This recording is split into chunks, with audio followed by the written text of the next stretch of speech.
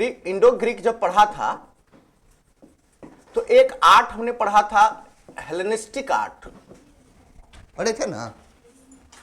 Hellenistic art Roman, जो आपका यूनानी जो आर्ट है उससे काफी इन्फ्लुएंस था, और हेलेनिस्टिक आर्ट को कनिष्क ने एक नया फॉर्म देने का प्रयास किया।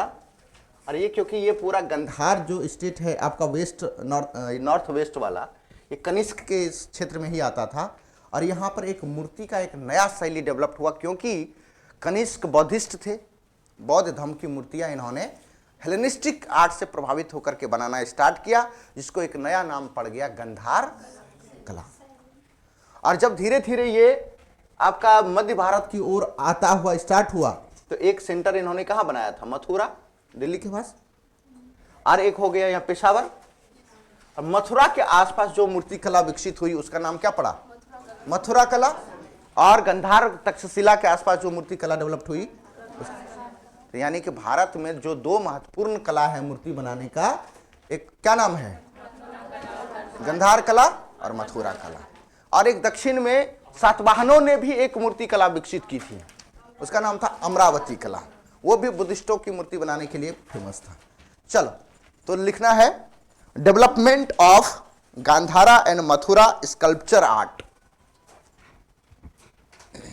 Development of Gandhara and Mathura sculpture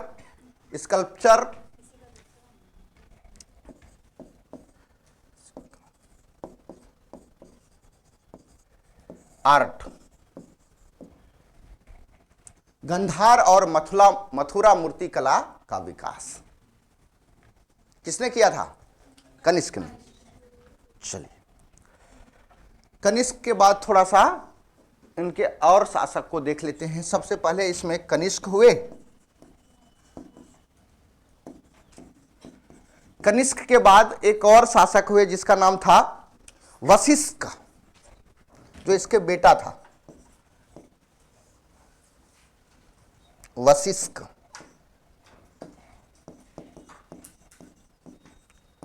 वशिष्क के बाद एक शासक हुए जिसका नाम था हुइस्क।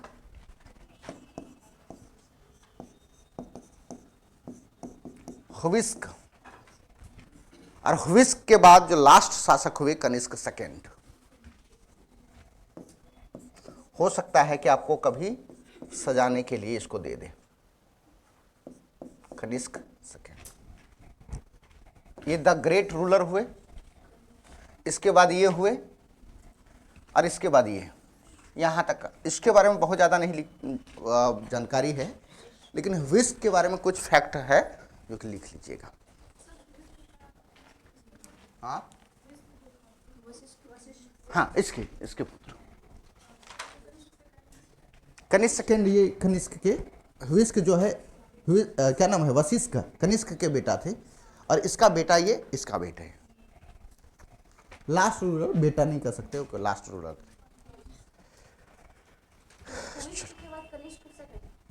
वशिष्क के बाद हुइस्क और उसके बाद कनिष्क। ये इसका हायरार्की होगा, क्रम, बढ़ते क्रम और घटते क्रम में पूछ दिया जाता है। इस तरह के प्रश्न आपका नेट जेआरएफ में पूछा जाता है। अब तो नेट जेआरएफ की मान्यता शायद धीरे धीरे खत्म हो रही है, बेट पे बल दिया जा रहा है।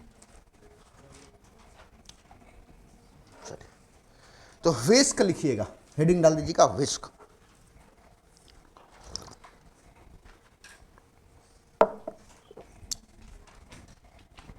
हुइस्क हिंदी में लिखिएगा हुइस्क, हुइस्क।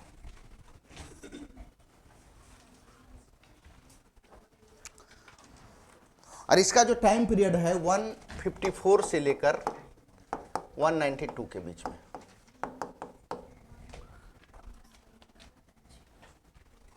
ठीक है, अब देखिए ये क्या करते हैं।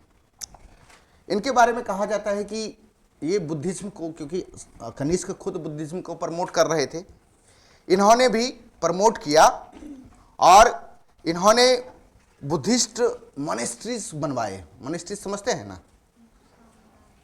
अरे उसके एक मॉनेस्ट्रीज होता है, जैसे मंदिर टाइप के चीजें, मॉनेस्ट्रीज, संस्था, संघाराम जिसको बोलते हैं, स्तूपा बनवाए, बहुत सारे स्तूप और मॉनेस्ट्रीज। तो लिखिएगा, ही बिल्ट बुद्धिस्ट मॉनेस्ट्रीज,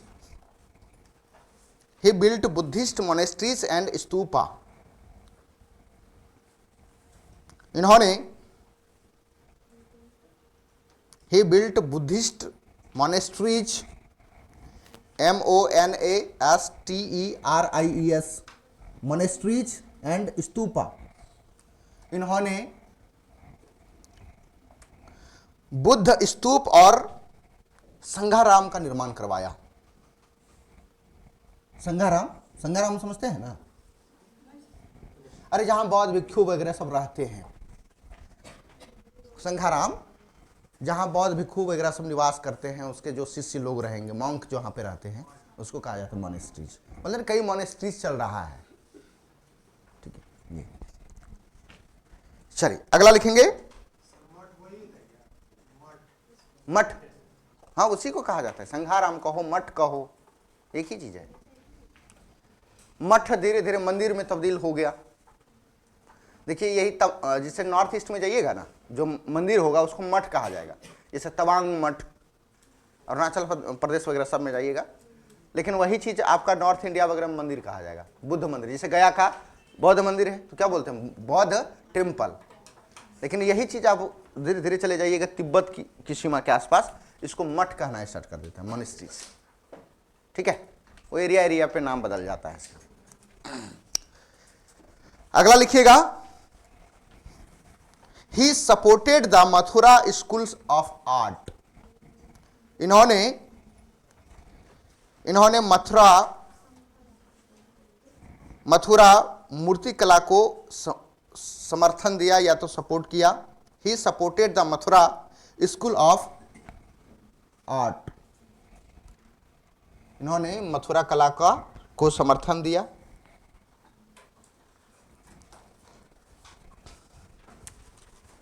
इनके द्वारा एक शहर बनवाया गया था, बड़ा फेमस है, पूछा भी जाता है।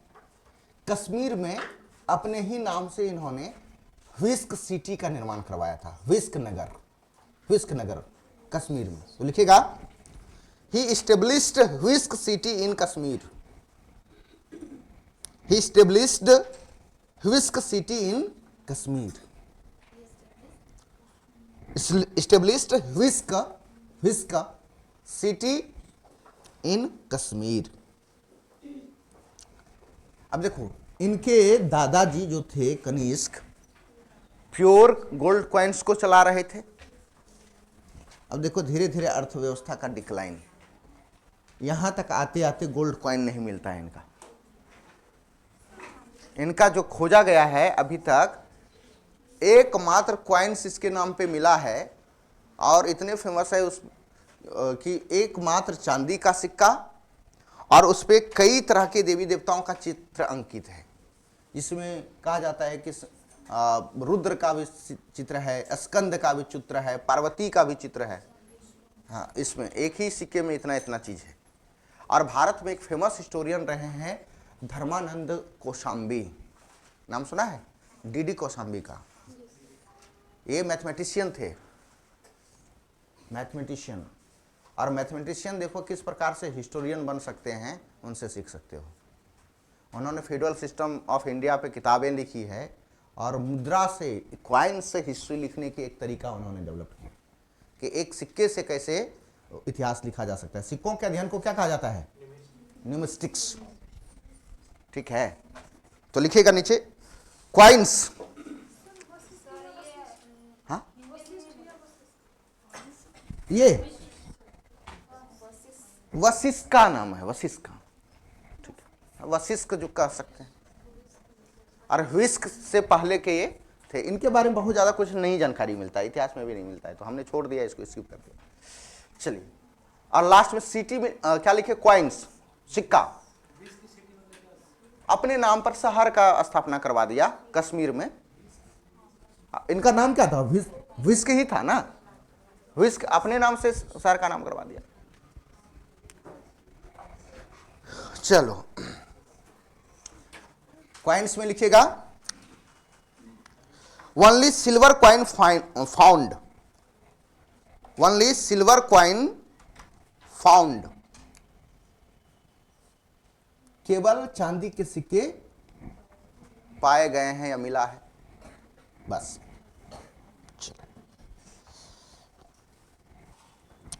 अब टोटल जो है कुषाण वंश का हम लोग फैक्ट जान लेते हैं कि क्या क्या यहाँ पे डेवलपमेंट हुआ या इसका क्या कंट्रीब्यूशन है। लिखिएगा कंट्रीब्यूशन ऑफ कुषाणा, हाँ, कंट्रीब्यूशन ऑफ कुषाणास, कुषाण वंश के योगदान, कंट्रीब्यूशन ऑफ कुषाणास।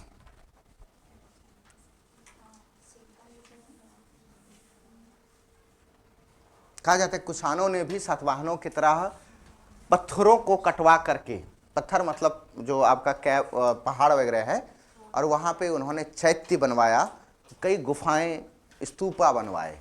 तो लिखिएगा, फर्स्ट लिखिएगा, हेडिंग डाल दीजिएगा आर्किटेक्ट, आर्किटेक्ट मतलब वास्तुकला, वास्तुकला हेडिंग डाल दीजिए, और उसी में से डैश देके लिखिएगा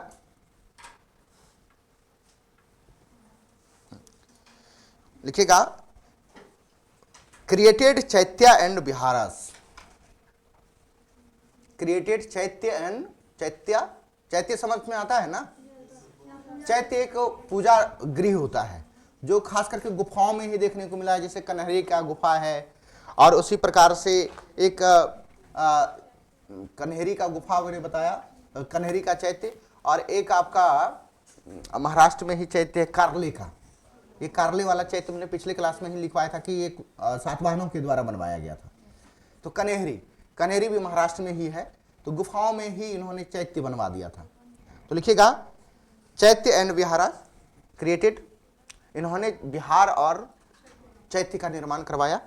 उदाहरण के लिए लिख लीजिएगा कन्हेरी कैव, कन्हेरी कन्हेरी कैव, ये महाराष्ट्र में है, ठीक है, कन्हेरी। और दूसरा लिखिएगा अजंता कैव। अजंता में टोटल कितने गुफा हैं? टोटल कितने कैव है इसमें? 29 है, और ये 29 के ऑल जितना है उसमें सब बुद्धिस्टों के लिए बनाया गया है। अजंता कैव में जो 9 और 10 नंबर का कैव है सातवाहनों के द्वारा बनाया गया था, और फिर इनके द्वारा भी, कनिष्क के द्वारा भी, और ये जो कुषाण है उसके द्वारा भी बनाया गया था। फिर बाद में गुप्त शासकों के द्वारा भी बनवाया गया था। तो ये हम पढ़ाएंगे आपको, अजंता कैव पढ़ाएंगे, एलोरा पढ़ाएंगे, एलिफेंटा पढ़ाएंगे, ये आर्ट एंड कल्चर में पढ़ा देंगे। चलिए 2 हो गया उदाहरण में, अगला लिखिए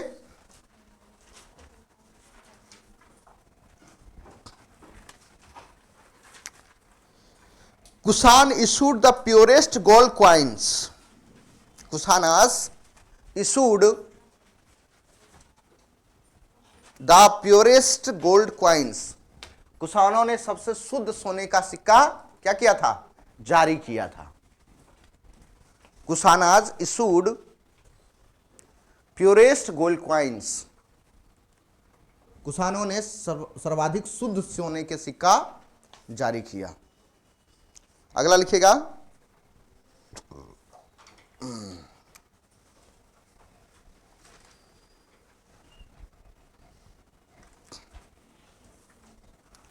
देखिए, a huge Kushan building has been discovered. A huge, एक बड़ा, a huge Kushan building has been discovered. कुषाणों के एक बड़ा महल खोजा गया है। कहां खोजा गया है? तो उसके नीचे डैश दे के लिखिएगा टोपारक, टोपारक,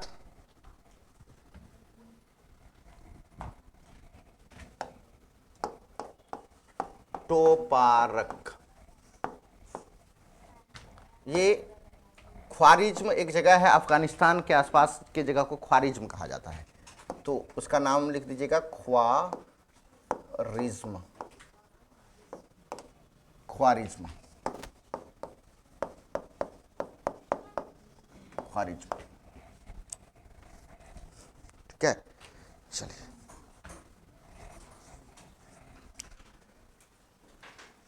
और इस महल में कहा जाता है कि बहुत सारे अभिलेख, इंस्क्रिप्शन, रिकॉर्ड्स वगैरह सब मिले हुए थे। तो ये अब तक इसके पुरातात्विक साक्ष्यों में टोपारक वाला मिलता है। तो कहाँ पे खोजा गया है? तो टोपारक नामक जगह ख्वारिज्म में है। चलिए ट्रेड में लिखिएगा, ट्रेड डाल दीजिए, इसका ट्रेड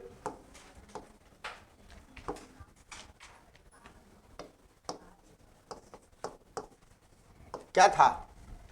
ट्रेड सरप्लस था, नहीं, और किसके फेवर में था? In favour of Kushanas. हाँ, तो लिख सकते हो ब्रैकेट करके, इन फेवर ऑफ कुशानास। किसके पक्ष में था? कुशानों के पक्ष में था। अच्छा, किस चीज का ट्रेड होता था? हाँ, तो सिल्क, स्पाइस एंड एटीसी कर दीजिए। ये महत्वपूर्ण दो चीज, रेशम और मसाला का। और दोनों में से कुछ नहीं होता था इंडिया में, तब पर भी ज्यादा ट्रेड करते थे। रेशम कहाँ होता था? चाइना में। आज भी रेशम चाइना में होता है। भारत में रेशम का खेती किसने करवाना स्टार्ट किया था? इंसेंटिव दे दे करके करवाते थे। कोई एक रूलर का नाम बताइए, एक शासक जिसने रेशम की खेती को प्रमोट किया इन इंडिया में। टीपू सुल्तान। टीपू सुल्तान मैसूर में, आज भी देखो कर्नाटक में रेशम का बहुत ज़्यादा उत्पादन होता है। उन्होंने इंसेंटिव दे करके किसानों को, मतलब जो समय समय पर जो सहायता राशि है उस तरह से उन्होंने प्रमोट करवाया था। मसाला होता है नहीं, आज भी नहीं होता है मसाला। मसाला के लिए इंडोनेशिया का जो आइलैंड है वो काफ़ी फेमस है, इसलिए उसका नाम ही स्पाइसलैंड है। होता है लेकिन कम है। जैसे लॉन्ग साउथ में, जैसे केरला का जो आपका प्लिनी हिल वगैरह सबका पहाड़ी है, काडमेम सब, वहाँ पे थोड़ा बहुत होता है, लेकिन उतना नहीं है। जितना होता है उतना आबादी के अनुसार से बहुत कम।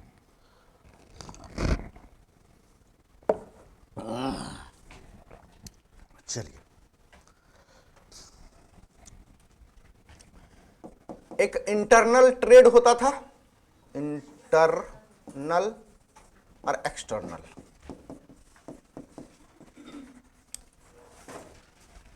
इंटरनल में कहां कहां पे होता था? तो लिख दीजिएगा इसमें कुछ जगह का नाम, जैसे पाटलिपुत्रा एक सेंटर था इसका, मथुरा सेंटर था, उज्जैन सेंटर था, पेशावर सेंटर था, ट्रेड का सेंटर। इंटरनल में ट्रेड सेंटर मतलब व्यापार केंद्र,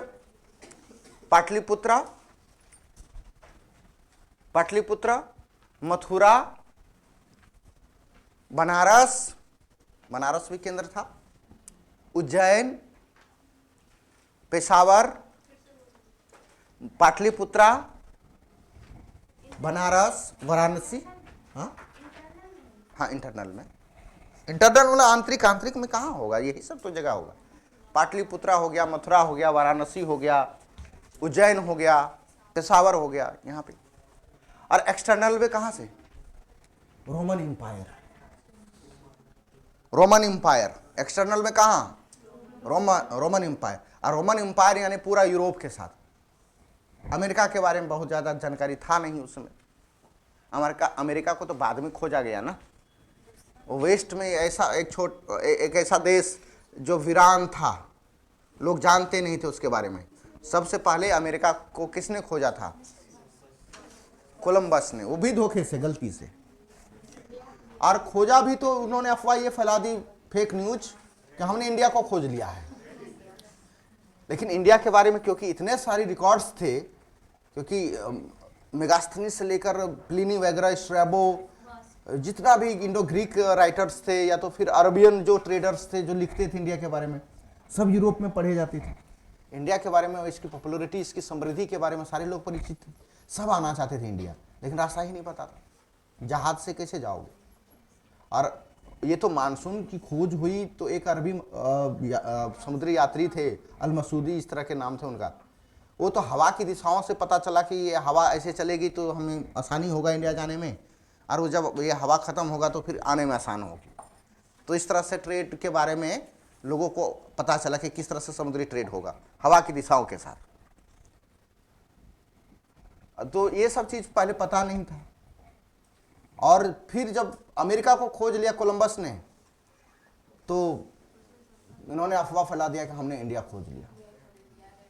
सारे यूरोप वाला दौड़ते चले गए, कई इधर स्पेनिश दौड़ रहे हैं, वहां इंडिया इंडिया इंडिया।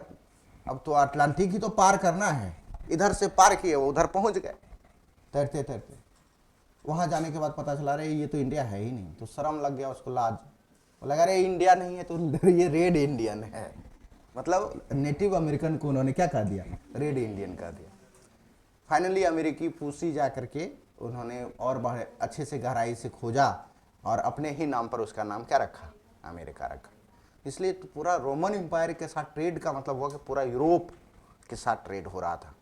ठीक है, नीचे लिखेगा, अब नीचे लिखेंगे silk road played a crucial role. Silk road या silk route played a crucial role in trade यानी व्यापार में सिल्क रूट का महत्वपूर्ण योगदान था, महत्वपूर्ण रोल प्ले कर रहे थे, महत्वपूर्ण भूमिका निभा रहा था। ट्रेड में सिल्क रूट बहुत महत्वपूर्ण भूमिका निभा रहा था। क्या सिल्क रूट नहीं होता तो हो सकता था कि इतना ट्रेड आसानी से नहीं हो पाता। कहाँ के साथ, रोम के साथ।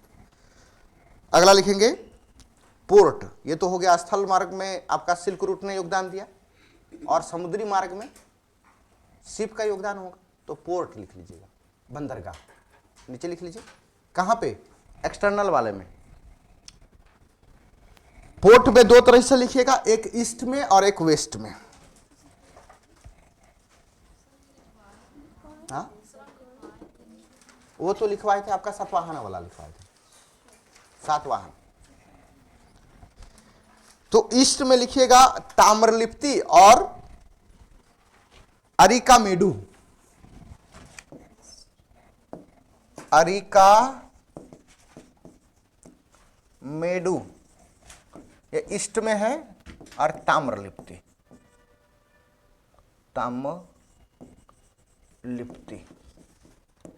ये बंगाल में है। और वेस्ट में आपका हो गया भरूच,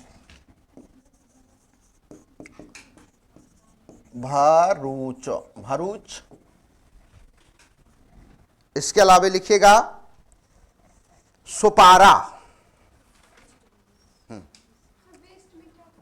भरूच BHARUCH, ये अरिकामेडु ये ईस्ट में होगा।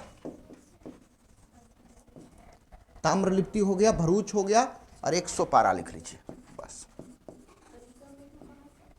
अरिकामेडु ये आपका आंध्र प्रदेश के आसपास होगा।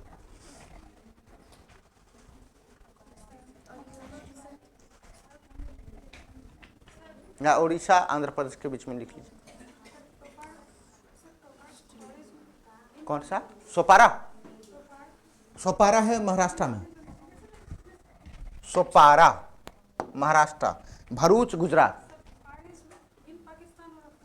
ये अभी वर्तमान, क्योंकि ये एक पर्टिकुलर कोई कंट्री नहीं है, एक रेंज होता था। कुछ पार्ट इसका ईरान का आता था, कुछ आपका मध्य एशिया सेंट्रल एशिया का कुछ देश आ जाते थे, कुछ जो है अफगानिस्तान का क्षेत्र होता था। मूलतः सबसे ज़्यादा अफगानिस्तान ही होता है। अभी यदि कुछ हम अफगानिस्तान इसको लिखवा दें तो ये आपका जो ज्योग्राफिकल एरिया से गलत हो जाएगा, क्योंकि उसमें तो राजशाही शासन होता था ना, कोई एक कंट्री तो नहीं था। हम लोग इसको पूरा कर लिए हैं, कनिष्क खत्म हो गया, एक नए डायनेस्टी हम लोग पढ़ेंगे, गुप्ता एम्पायर।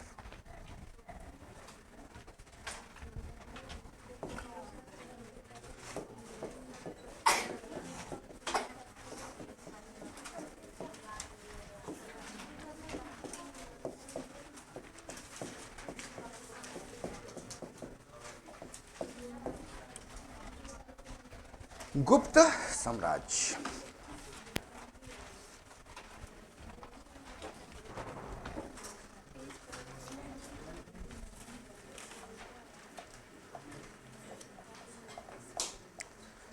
गुप्त साम्राज्य का समय क्या होगा, पीरियड ऑफ टाइम?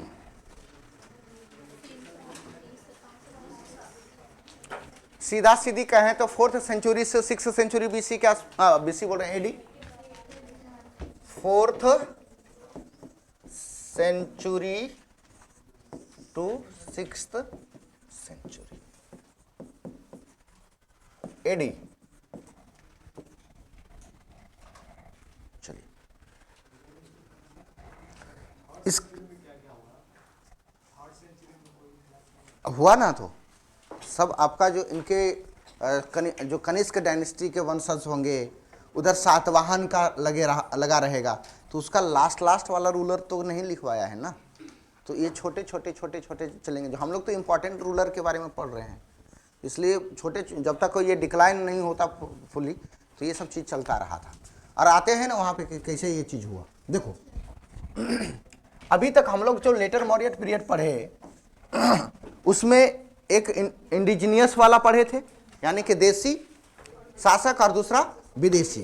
तो अभी हम लोग विदेशी शासन को खत्म किए, तो विदेशी में कौन कौन सा हुआ? इंडो ग्रीक, सका, पार्थियन और कुशाना। और देसी वाला में कौन कौन था? सुंग था, कन्व था, आपका सातवाहन था, और चेदी या मेघवान था। चलो अब देखो इसका एरिया हम लोग डिफाइन करते हैं, तो इंडिया को थोड़ा सा बनाते हैं ऐसे करके, मोटा मोटी पुराना का इंडिया ऐसे।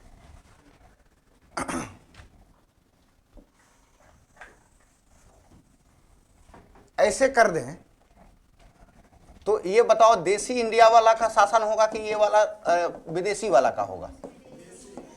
कैसे? अरे जो भी इन्वेडर आएगा तो इधर से ही आएगा और अपना साम्राज्य को यहाँ तक एक्सपेंड करने का प्रयास करेगा। इसलिए तो देखिएगा, ये आपका हो गया उज्जैन तक, यहाँ हो गया उज्जैन, ये आपका गुजरात वाला रीजन हो गया, और ये मथुरा होते हुए ये देखिए पाटलिपुत्रा तक भी पहुँच ही गए थे कनिष्क। तो ये वाला रेंज पूरा ले लिए, ये सब विदेशी का। और उससे पहले देसी वाला हम लोगों ने पढ़ा, तो स्टार्टिंग में ये शुंग वाला ये पढ़ा था, इसी जगह कन्व हुआ, और फिर हम लोग ये इसको ऐसे करके बिंदी वाला छोड़ करके ऐसे करके सातवाहन पढ़ लिया था। ये हो गया सातवाहन। और जो ये बीच वाला जो छूट गया, इसी यही ना चेदी डेवलप हुआ था। और दक्षिण में छोटा छोटा तो स्टेट था, जिसमें कि आप लोग पढ़ेंगे संगम वंश। संगम वंश चल रहा था, और संगम वंश बहुत पहले से चल रहे थे। संगम वंश के बारे में पढ़ेंगे तो ये 200 ईसा पूर्व से 2nd सेंचुरी बीसी से लेकर के 2nd सेंचुरी एडी के बीच में ये चलता रहा। यहाँ पे 3 गो हुए, चेर, चोल और पांड्य। और फिर ये 2-3 खेमे में हुए। संगम वंश 3 फेज में देखा जाता है। अर्लियर फेज जो है अशोका के समकालीन थे, जो कि संगम पोइट्स और विद्वानों के लिए, स्कॉलर्स के लिए जाने जाते थे। इसके अलावा सेकेंड जो फेज होगा 9th सेंचुरी में होगा, जिसमें कि द ग्रेट चोला एम्पायर होगा, जिसमें राजेंद्र चोल वगैरह सब के बारे में पढ़ेंगे। वो एम्पायर होगा, और वही शैलेंद्र डायनेस्टी जो आज जो अब देखते हैं ना नॉर्थ ईस्ट, जो हम लोग पढ़ते हैं आसियान। आसियान क्यों हमारे लिए इंपॉर्टेंट है? अरे साउथ ईस्ट एशिया जो आपका है, आसियान वाला जो एक जो समूह है, इसलिए क्योंकि पूरा आसियान कंट्री कभी इंडिया में आते थे। उस पर किसका अधिकार था? चोला का था। ठीक है, इंडोनेशिया, कदाना और शैलेंद्र वंशी सब आ जाता था उसी में। और एक और फेज जब पढ़ेंगे संगम का, वो पढ़ेंगे 15वीं-14वीं सदी में, जब यहाँ पे विजयनगर साम्राज्य डेवलप होगा। ठीक है, तो ये चीज, तो इसलिए हमने छोड़ दिया, पूरे भारत को बता दिया कि कहां कहां पे यहाँ पे संगम होगा, लेकिन उतना पॉपुलर नहीं, इतिहास के पन्नों में दबा हुआ है, उसका अलग से हम लोग को करेंगे। यहाँ पे सातवाहन था, यहाँ पे चेदी था, यहाँ पे शुंग और कन्व था, और जितना भी फॉरेनर आए तो ये कहाँ पे आए? इधर ही आए। ठीक है, तो ये पूरा भारत का इतिहास, ज्योग्राफी जो है पता चल गया। अब यहाँ देखो, ये सब फॉरेनर खत्म होगा तो पाटलिपुत्र, उत्तर प्रदेश और बिहार के आसपास एक नए डायनेस्टी का उदय होगा, जिसका नाम होगा गुप्ता। और गुप्त शासकों ने दक्षिण में भी अपना विस्तार किया और नॉर्थ वेस्ट में भी अपना विस्तार किया। ठीक है, लेकिन उसके विस्तार में सबसे बड़ा कंट्रीब्यूशन जो था उसका एक्सपेंशन में समुद्रगुप्त का था। इसलिए तो वी स्मिथ जो एक इंपीरियलिस्ट हिस्टोरियन थे, उन्होंने कहा था समुद्रगुप्त को कि ये भारत का नेपोलियन था। उन्होंने 5 फेज में भारत में इन्होंने विक्ट्री कैंपेन स्टार्ट किया था, वो हम लोग पढ़ेंगे। तो इसका एरिया आप देखिए डिफाइन कर लीजिए, स्टार्टिंग में कहां से कहां तक रहा होगा गुप्ता का। अरे बिहार उत्तर प्रदेश, तो लिखो एरिया।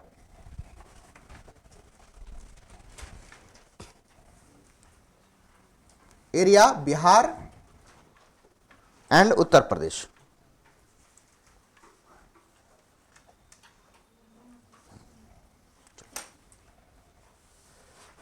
अब ये बताओ, जिस जगह पे गुप्त का उदय हो रहा है उससे पहले किसका ये शासन रहा होगा? कुषाणों का था। लास्ट फेज में तो कुषाण ही थे ना, ये पूरा एरिया कर लिए थे इतने, तो कुषाणों का था। तो इसका मतलब है कुषाण डायनेस्टी का पतन हुआ और उसी जगह पर किसका उदय हुआ? लास्ट रूलर यदि आप देखते हैं कनिष्क सेकेंड तक, हुइस्क तक जाते जाते, तो हुइस्क के शासनकाल का एकमात्र सिल्वर का सिक्का मिला है, सोना का मिला है? नहीं मिला है। इसका मतलब धीरे धीरे अर्थव्यवस्था कमजोर हो रही है, क्योंकि अर्थव्यवस्था एक इकोनॉमी का चेन होता है, कभी अच्छा होगा कभी खराब भी होगा। जब अच्छा होगा तो सब चीज अच्छा था, साम्राज्य अच्छा था। साम्राज्य बड़ा कब तक होगा? शासक बड़े कम होंगे, जबकि रिवेन्यू आता रहेगा। जब रिवेन्यू अर्थव्यवस्था मजबूत होगी तो अपने आर्मी के पीछे भी खर्च करेगा। जब आर्मी के पीछे खर्च करेगा तो उसका राज्य बड़ा होगा कि छोटा होगा? बड़ा ही होगा।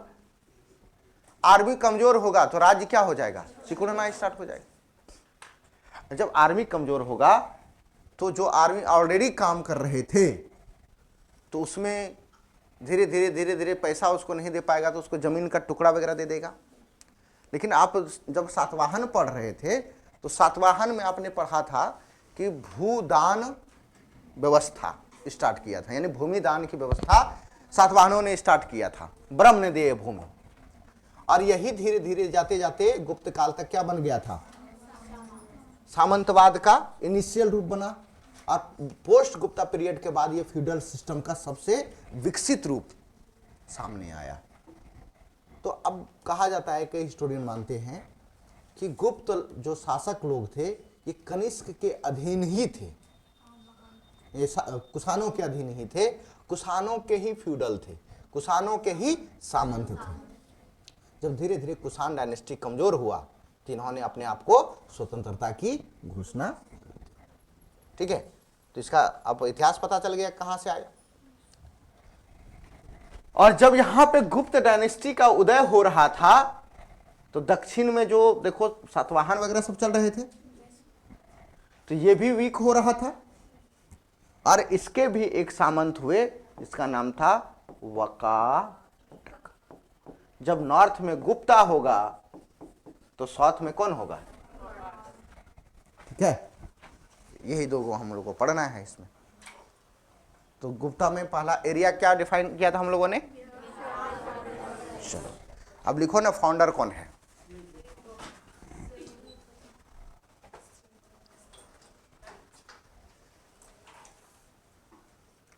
संस्थापक श्री गुप्त।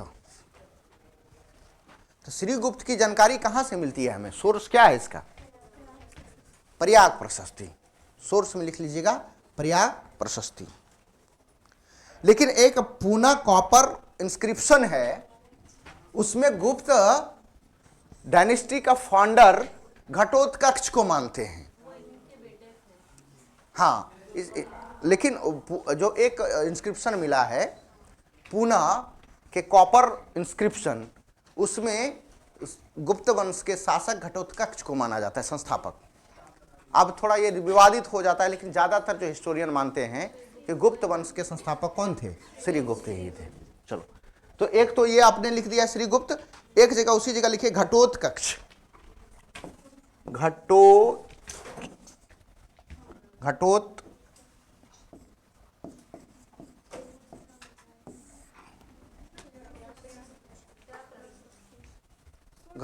हाँ, पहला वाला प्रयाग प्रशस्ति लिखा था ना, प्रयाग प्रशस्ति। और घटोत्कच सही लिखा है कि नहीं रे? घटोत्कच होगा, हम कक्ष लिख दिए, कच्छ, घटोत्कच, घटोत्कच। और इसके बारे में जानकारी मिलता है Poona copper inscription, copper inscription, यहां पूना के ताम्र अभिलेख, पूना के ताम्र अभिलेख किस कहां कहां लिखवा रहे हैं? फाउंडर में लिखवा रहे हैं। पहला फाउंडर क्या लिखे थे आपने? श्री गुप्त। उसी में ऐसे करके रो डाल करके लिख दीजिएगा घटोत्कच। लेकिन ये सोर्स कहां से बताता है? पूना, पूना के कॉपर। लेकिन ज्यादातर हिस्टोरियन किसको मानता है फाउंडर? श्री गुप्त को। चलिए,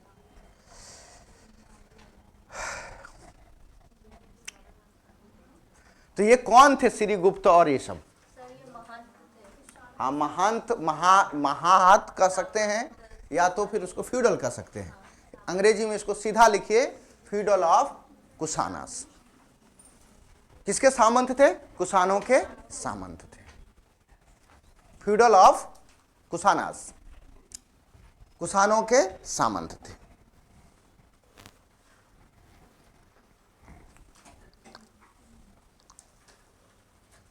हो गया? अगला लिखिएगा ओरिजिन, इसकी उत्पत्ति कैसे हुई? उत्पत्ति, इसके उत्पत्ति को लेकर के इतिहासकारों में डिबेट है। ये डिबेट आप जब पीएचडी या पीजी कीजिएगा उसमें एकेडमिक क्लास में पढ़ लीजिएगा, अभी पढ़ने की जरूरत नहीं है। डिबेट छोड़ दीजिए।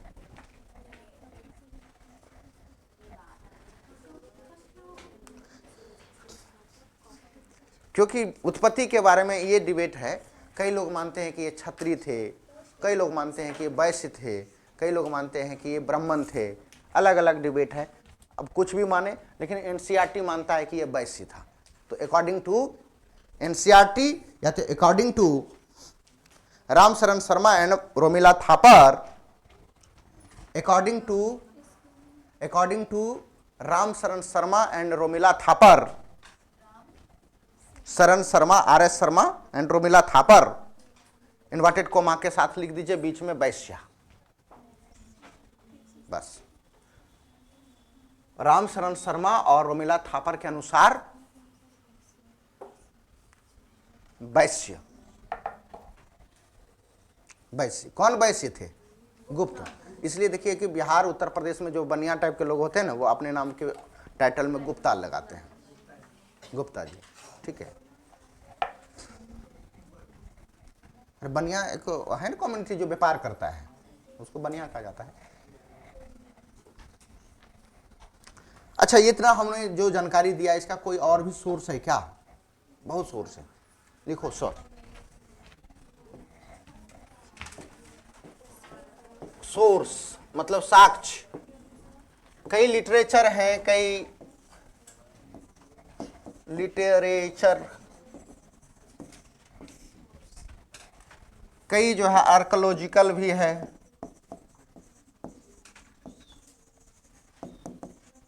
आर्कोलॉजिकल एविडेंट भी है।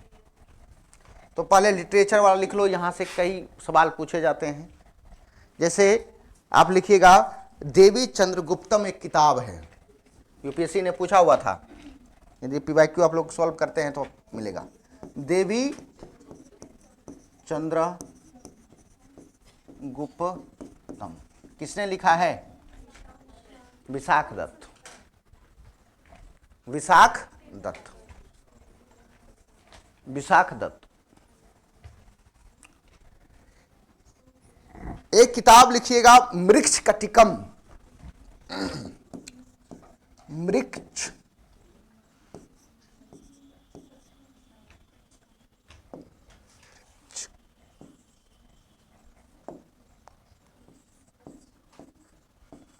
मृक्ष कटिकम किसने लिखा है? शूद्रक, शूद्रक,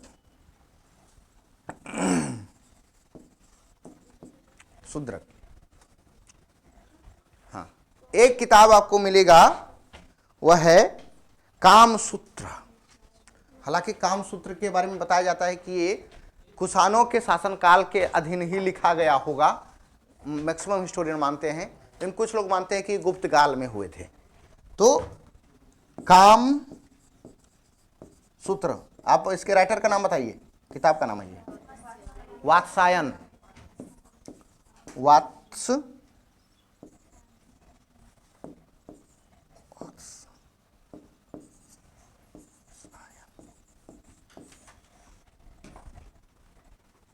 वात्सायन। एक किताब का नाम लिखिएगा,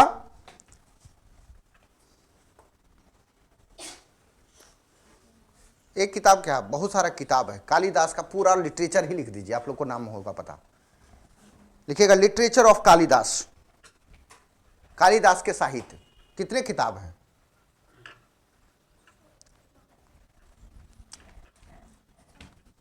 हाँ, क्योंकि उनके ही शासनकाल में तो थे नवरत्ना में कालिदास। मेघदूतम, ऋतु संहारम, कुमार संभवम, मालविका अग्निमित्र और अभिज्ञान शकुंतलम, सारा किताब का नाम लीजिए। कुछ फॉरेनर जो थे उनके भी लिटरेचर यहाँ पे दिखाई पड़ते हैं, जिसमें चंद्रगुप्त सेकंड के समय में फायान आए थे। तो लिखोगे फायान, फायान,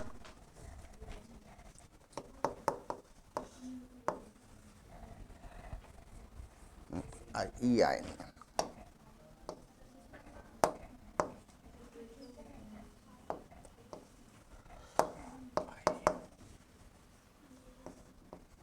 फायान, ये चाइनीज थे। एंड वेनसॉन्ग, वेनसॉन्ग देखिए,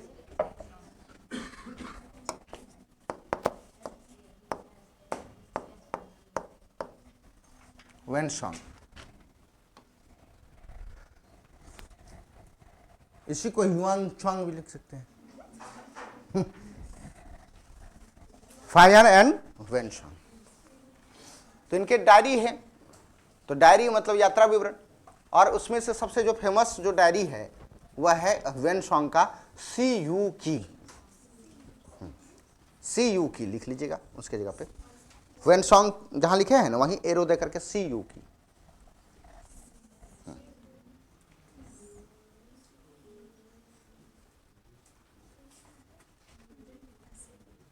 और कुछ पुराण साहित्य है, वो भी गुप्त शासन के बारे में जानकारी देती है। पुराना लिटरेचर, पुराण साहित्य, पुराणों की संख्या कितनी? 18। तो पुराण साहित्य में पहला लिखिएगा वायु पुराण, वायु पुराण, एयर पुराण मत लिख दीजिएगा, वायु पुराण। और एक लिखिएगा ब्रह्मांड पुराण, ब्रह्मांड, हाँ ब्रह्मांड,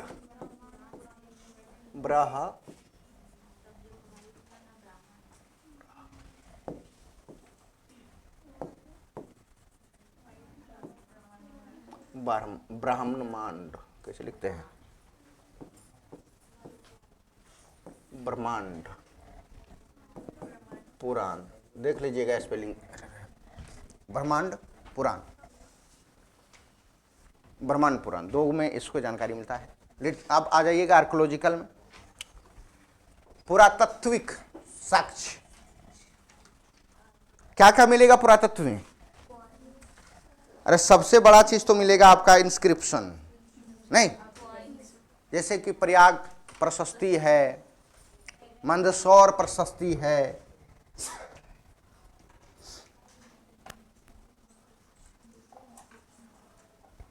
लिखिए इंस्क्रिप्शन में प्रयाग प्रशस्ति, प्रयाग प्रशस्ति। तो प्रयाग प्रशस्ति को किसने लिखा था ये पूछा जाता है। हरिसेन, समुद्रगुप्त के दरबार में ये विद्वान रहते थे, बौद्ध विद्वान थे, हरिसेन। इसके बाद एक लिखिएगा मंदसौर प्रशस्ति। ऐसे बहुत सारे हैं, लेकिन कुछ कुछ जो इंपॉर्टेंट है लिखवा दे रहे हैं। मंद सौर प्रशस्ति, या तो इसको इंस्क्रिप्शन ही कह लीजिए ना। ये एक विद्वान थे वत्स भट्टी। ये कुमार गुप्त के दरबार में रहते थे, वत्स भट्टी। वत्स भट्टी, मंदसौर प्रशस्ति या अभिलेख। एक लिखिएगा एरन इंस्क्रिप्शन, एरन इंस्क्रिप्शन। ये किसका है? भानु गुप्त का। और इसी में फर्स्ट टाइम जो है सती प्रैक्टिस के बारे में जानकारी मिलती है। नहीं, सती प्रथा। कुछ क्वाइंस भी मिले हैं।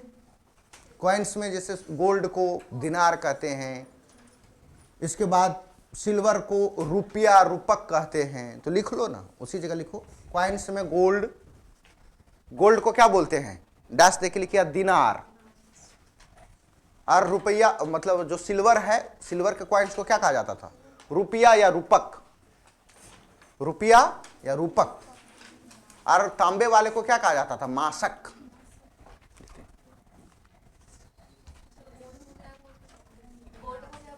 दिनार, दिनार। रुपया या रूपक, और तांबे वाले को मासक, कॉपर वाले मासक। इसके बाद लिखिएगा टेम्पल, या तो आर्किटेक्ट ही लिख दीजिए, टेम्पल उसमें एक पार्ट होगा। आर्किटेक्चर में लिखिए आर्किटेक्चर यानी कि वास्तुकला। और वास्तुकला में बहुत सारे मंदिर वगैरह मिले हैं, तो मंदिर आपको एक जगह पे लिखा देंगे आर्ट एंड कल्चर में। तो ये तो हो गया आर्कियोलॉजिकल एविडेंट। अब अगला हेडिंग डाल दीजिए चंद्रगुप्त फर्स्ट।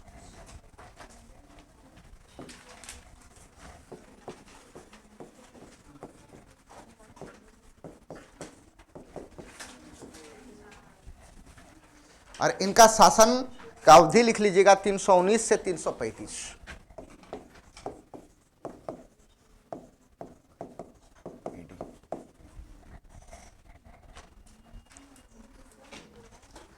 इनके बारे में कहा जाता है चंद्रगुप्त फर्स्ट के बारे में कि पहला गुप्त वंश के महान शासक थे। First great ruler of Gupta empire. लिखिएगा first great ruler of Gupta empire. ये गुप्त वंश के प्रथम महान शासक थे, इसलिए तो इन्हें real founder of Gupta empire कहा जाता है। हाँ, श्रीगुप्त तो छोड़ दो, उसके बारे में वो तो अभी छोटा मोटा स्टार्ट ही किया था। इसको बॉर्न बेबी कह दो। हाँ हाँ, तीसरे नंबर पर क्रम में होगा। ये घटोत्कच के बेटा है ये, ठीक है। इनके पिताजी का नाम घटोत्कच, तो लिख सकते हैं सन ऑफ घटोत्कच। किसका बेटा? घटोत्कच का बेटा। नहीं, और real founder of Gupta empire लिख दिए हैं, गुप्त साम्राज्य के वास्तविक संस्थापक।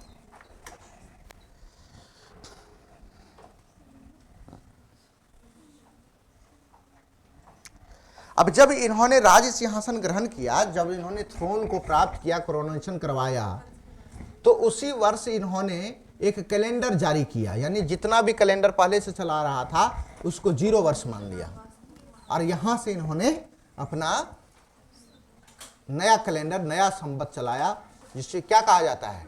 गुप्त कैलेंडर। तो लिखिएगा गुप्त संवत या तो गुप्त कैलेंडर। गुप्त संवत या गुप्त कैलेंडर।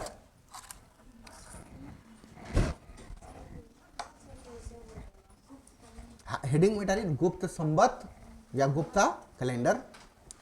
और जब गुप्त संवत और गुप्त कैलेंडर करिएगा ना, तो इसका टाइम डाल दीजिए, जैसे गुप्ता संवत, या उसको कैलेंडर से स्टार्ट कीजिएगा।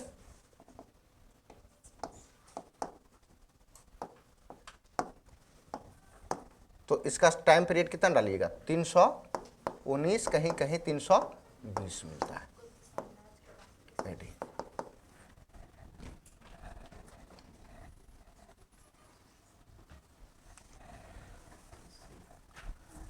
संवत ही लिखिए, कैलेंडर तो होता ही नहीं, संवत इसका नाम है, तो कैलेंडर हम लोग अभी वर्तमान समय में कहते हैं संवत। गुप्त 319 या 320, दोनों कहीं मिल जाए ऑप्शन में, दोनों एक साथ तो मिलेगा नहीं, दोनों एक साथ मिलेगा तो फिर पटना हाई कोर्ट जाना पड़ेगा नहीं, या तो फिर उसके नीचे रहेगा इनमें से एक से अधिक, ठीक है, तो एक ही डालेगा, इतना कंफ्यूज नहीं करेगा। मनु महाराज चल जाएगा तो फिर इस तरह नहीं होगा। मनु महाराज नाम है कि क्या नाम है, परमार, परमार है।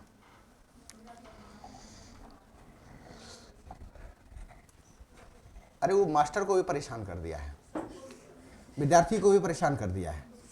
आखिर पढ़ाए क्या, लुसेंट वाला पढ़ाई पढ़ाएं या तो पिछले बार का जो क्वेश्चन था उस अनुसार से पढ़ाएं? हाँ नहीं तो रेलवे का सिलेबस बहुत कठिन है, लेकिन बात है कि एक पैटर्न होता है ना किसी चीज का। जैसे आप बता दो कि हम जो है अब पीटी में मतलब फैक्चुअल ही पूछेंगे, तो सब पे देखेंगे, सबसे बड़ा सबसे छोटा, तब जितना भी रेलवे टाइप का किताब है पढ़ लेंगे। अब कह रहे हो कि हम अब सतही ज्ञान से काम नहीं चलेगा। अरे आप ऑफिसर बनाओगे, सोचने वाले अधिकारी के कि क्लर्क बनाओगे। क्लर्क में इसलिए फैक्चुअल पूछा जाता है क्योंकि उसको छोटी छोटी बातों पे गौर करना होता है, क्योंकि उसको टाइप करना होता है। यदि भूल जाओगे चीज़ें, आपका दिमाग में नहीं रहेगा, तो वहाँ पे रटने वाला आदमी चाहिए, उसको हर एक चीज़ पर नज़र होना चाहिए। अरे यहाँ तो डिसीजन मेकिंग वाला आदमी लाओगे तो यहाँ तो कॉन्सेप्चुअल टाइप का, इसको फैक्ट से थोड़ा मतलब है। यहाँ तो ये निरीक्षक इंस्पेक्शन का काम करेगा, तो इंस्पेक्शन का काम करने के लिए कॉन्सेप्ट क्लियर होना चाहिए। तो यहाँ सवाल ऑफिसर परीक्षा ले रहा है, कलर का बना रहा है, ऑफिसर एसडीएम साहब, यार इसका सीधा सा कह सकते हो कि कुछ तो जरूर था, अब जो भी रहे लेकिन कुछ तो जरूर था, बहुत कुछ था नहीं। सर इसके बारे में कोई इंस्पेक्शन करने के लिए जा रहा कि क्या था? अब क्या था तो ये देखो, जिसकी लाठी उसी की भैंस, बस खत्म बात है। बिहार में विपक्ष मजबूत है, लेकिन विपक्ष भी पक्ष ही है। अब कब इधर से इधर हो जाए, कब विपक्ष पक्ष बन जाए, कब विपक्ष पता ही नहीं चलता है। इसलिए कोई भी जोखिम लेने से बचता है कि हो ना हो कि कुछ सेकंड में ही बाजी पलट जाए। तो जो जिस पे ऊपर हम उंगली उठा रहे हैं उसका हम काहे ले लें अपने माथा पे, बिहार का पिछड़ा होने का ये भी एक कारण है। तो कह सकते हो, क्योंकि बिहार के लोगों में इतना बर्दाश्त करने की क्षमता है ना, उतना दुनिया के किसी के लोगों में नहीं है। पेशेंस का सीमा नहीं है यहाँ। और बंगाल वाले रीजन, यहाँ सत्ता चलती है, एक बार नहीं, एक बार शासक मुख्यमंत्री बन गए तो 30 वर्ष 15 वर्ष से कम नहीं। इतिहास देख लो, कांग्रेस की सत्ता रही लगातार 30-40 वर्ष, इसके बाद लालू जी की सत्ता आई तो 15 से 20 वर्ष, नीतीश बाबू 20 वर्ष ऊपर हो गए। अब जिसकी आएगी तो वो भी समझ लो।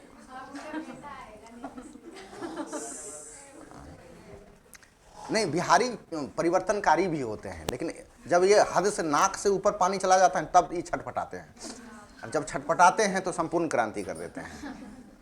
तो ठीक है, और संपूर्ण क्रांति कौन करता है? स्टूडेंट ही करता है। ठीक है, तो आप लोग तो व्यवस्था परिवर्तन युवाओं के कंधों पर ही होगा, और सबसे युवा आबादी बिहार में है। मतलब आबादी के परसेंटेज के अनुपात में 70% से एबव जो है युवा है यहाँ, तो परिवर्तन इसी के कंधों पर ही होगा। खैर चलते हैं हम लोग टॉपिक पे, गुप्ता संवत। तो लिखिएगा, स्टार्टेड बाय चंद्रगुप्ता फर्स्ट। किसने स्टार्ट किया, करवाया था? Started by Chandragupta first, Chandragupta प्रथम ने शुरुआत की थी। On the occasion of his coronation, on the occasion of his coronation, किस अवसर पर? अपने राज सिंहासन के अवसर पर, अपने राज सिंहासन के अवसर पर। राज सिंहासन कब ग्रहण किया? 319 में ही किया है। चलो ठीक है। और क्या टाइटल धारण किया? टाइटल लगाया महाराजा, महाराज या महाराजा।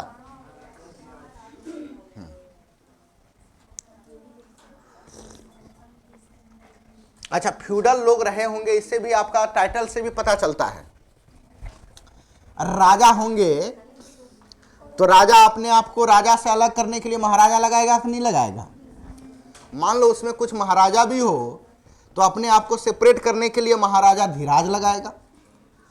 हाँ, सेंट्रल पावर जो होगा काफी मजबूत होना चाहिए। दोनों लगाते थे। तो आप कह सकते हो, ऐसा भी प्रश्न पूछा जाता है, गुप्त काल के कौन सा शासक थे, प्रथम शासक थे जिन्होंने अपने नाम के टाइटल में महाराजा धीराज लगाया था? तो चंद्रगुप्त प्रथम। चलिए, और इन्होंने क्या करवाया? मैरिज किया। हेडिंग लिखो, मैरिज, शादी, विवाह।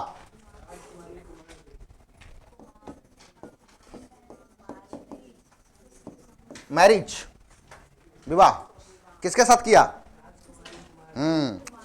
कुमार देवी। कहां की थी? लिच्छवी की राजकुमारी थी। लिखिएगा, he married the Licchavi princess named Kumar Devi. हाँ, he married the Licchavi princess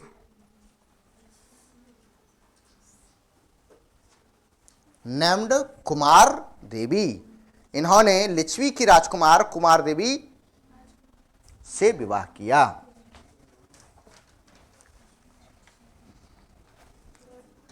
इन्होंने लिच्छवी की राजकुमार कुमार देवी से विवाह किया। हाँ, राजकुमारी। और जब विवाह किया ना, अपने कोरोनेशन के अवसर पर इन्होंने कैलेंडर चलवाया।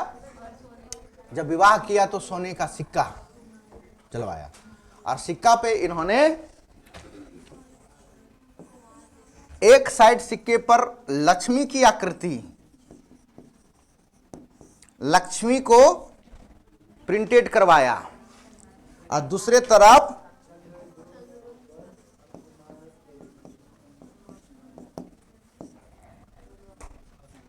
एक खुद चंद्रगुप्त फर्स्ट और इसकी पत्नी कुमार देवी। यहां लक्ष्मी और इधर कुमार गुप्त। तो नीचे लिख लीजिएगा, हम लिखवा देते हैं। Gold coin minted on the occasion of marriage. Gold coin minted, minted का मतलब ढलवाना, चलवाना। Minted on the occasion of marriage. और दो को इस तरह सिक्का वाला बना दीजिए, ठीक है। इसमें लिखिएगा वन साइड, इसमें लिखिएगा सेकेंड साइड। तो वन साइड में किसका चित्र था? लक्ष्मी का। और दूसरे तरफ कुमार देवी और चंद्रगुप्त फर्स्ट का।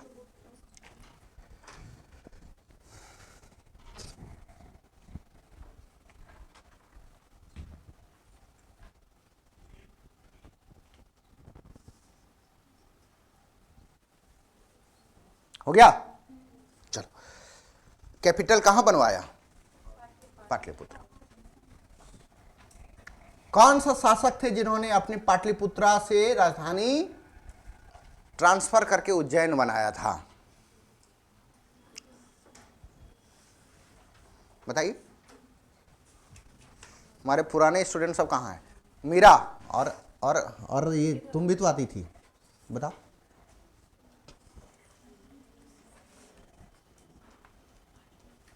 अरे चंद्रगुप्त द्वितीय, उन्होंने शक राजकुमार शकों को पराजित किया था ना, रुद्रदामन सेकेंड को उज्जैन में।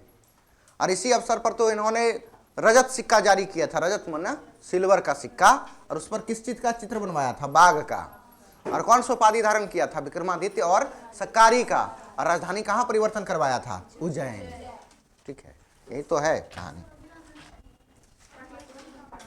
अभी तो पाटलिपुत्र है, अभी तो इनिशियल फेज में है ना।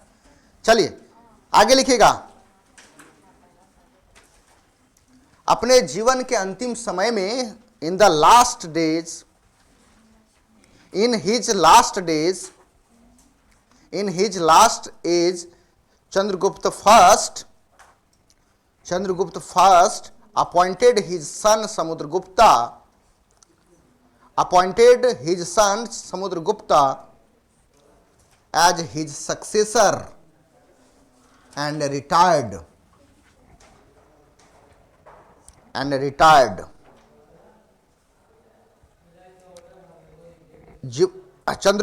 चंद्रगुप्त फर्स्ट अपने जीवन के अंतिम समय में अपने पुत्र समुद्रगुप्त को अपना उत्तराधिकारी बनाकर रिटायर्ड हो गए, अवकाश ले लिया।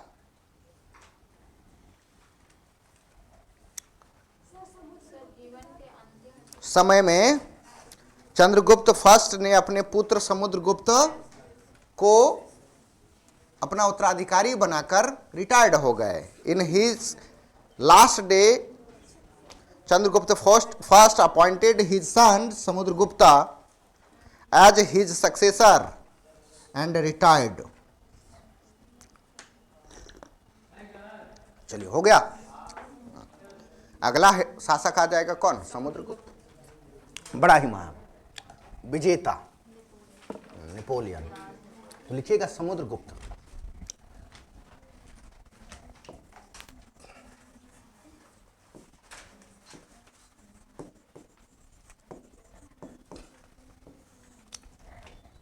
इसको जस्ट अशोका के अपोजिट बताया जाता है। जो सम्राट अशोक हुए, उन्होंने मतलब अपने जो विजय, जो विक्ट्री कैंपेन था, उसको उन्होंने त्याग करके धम्म पॉलिसी अपनाया था। इसलिए क्या कहा जाता है कि उन्होंने भेरी घोष के स्थान पर कौन सा घोष करवाया था? धम्म घोष। इन्होंने उल्टा ही करवाया था। इन्होंने किसी भी परिस्थिति में अपने दुश्मनों को छोड़ो नहीं, यानी धम्म घोष जाए, अभी बाद में देख लेंगे उसको। पहले सबसे पहले अपना साम्राज्य को क्या करना है? बड़ा करना है। इसलिए मारो काटो कुछ भी। कई लोग तो मानते हैं कि इनके जो घोड़े थे 7 समुद्र का पानी पिया था। और इसी वजह से इसका नाम भी रखा था समुद्रगुप्त, क्योंकि जो पेनिनसुला एरिया था ना, दक्षिण वाला, वहां तक ये पहुंच गए थे, इसलिए समुद्र तक पहुंच गए तो समुद्रगुप्त हो गए। नॉर्थ इंडिया में थे, नॉर्थ में तो समुद्र मिलता नहीं है। समुद्र कहाँ मिलता है? साउथ में मिलता है, दक्षिण में। और 7 को समुद्र तो है ही नहीं। अरब सागर हो गया पश्चिम में, साउथ में इंडो जो ओशन है, और फिर आपका ये जो बे ऑफ बंगाल हो गया पूरब में। तो हो सकता है कि जिधर भी जाते होंगे घोड़ा दक्षिण में, समुद्र मिल जाता होगा। 7 बार गए होंगे, 7वें बार समुद्र मिल गया होगा, 7 समुद्र का पानी पी लिया। तो ऐसे थे हमारे समुद्रगुप्त। चलिए, हाँ नहीं, मतलब हाँ कह सकते हो। हिस्ट्री में सब चीज परफेक्ट थोड़ा होता है, उसके सच्चाई के करीब पहुंचा जाता है। नामांकन इसी से हुआ। देखिए, इनके नाम के बारे में जानकारी कहाँ से मिलता है? प्रयाग प्रशस्ति से। अब जरूरी थोड़ा ना है कि समुद्रगुप्त ही इनका नाम था, उसमें मिलता है। हो सकता है ये विक्ट्री कैंपेन के बाद ये प्रशस्ति लिखाया गया। प्रशस्ति का मतलब क्या होता है? बड़ाई होता है, किसी चीज का बड़ाई करना। तो हम लोग इनका नाम जान रहे हैं समुद्रगुप्त, इसलिए मैंने बताया कि ये मेरा रिसर्च है, मेरा अनुमान है कि इस तरह से इनका नाम रखा गया होगा। चलो, 35 से लेकर के इसका समय है 380 तक। अच्छा खासा शासन भी किया है, लगभग 45 साल नहीं। लिखिएगा most powerful ruler of Gupta empire. Most powerful ruler of Gupta empire, Gupta वंश के सबसे शक्तिशाली शासक। सबसे शक्तिशाली शासक।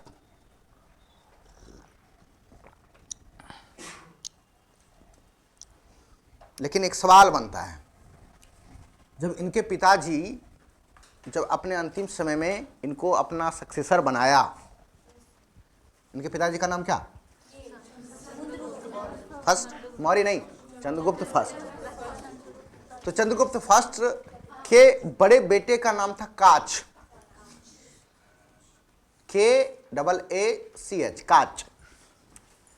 तो काच मतलब उतना योग्य नहीं था पिताजी के नज़र में। समुद्रगुप्त अच्छे योग्य व्यक्ति थे, इसलिए उसको अपॉइंट किया। लेकिन बड़े होने के कारण, क्योंकि सक्सेसरशिप का नियम कहता है कि जो बड़ा बेटा होगा वही क्या होगा? शासक होगा, राजा बनेगा। तो काच को अवॉइड करके इसको अपना सक्सेसर बनाया था किसने? चंद्रगुप्त फर्स्ट ने। इसलिए अपने बड़े भाई काच के साथ इसको युद्ध करना पड़ा था। उन्होंने दावा पेश कर दिया कि तुम कैसे, नियम तो मेरा है, नियम तो कहता है कि मैं शासक बनूं, तुम कैसे। फाइनली उसको मार करके, उसको पराजित करके ये पाटलिपुत्रा की गद्दी पर बैठा था। लिखेंगे, he had to fight with his elder brother, he had to fight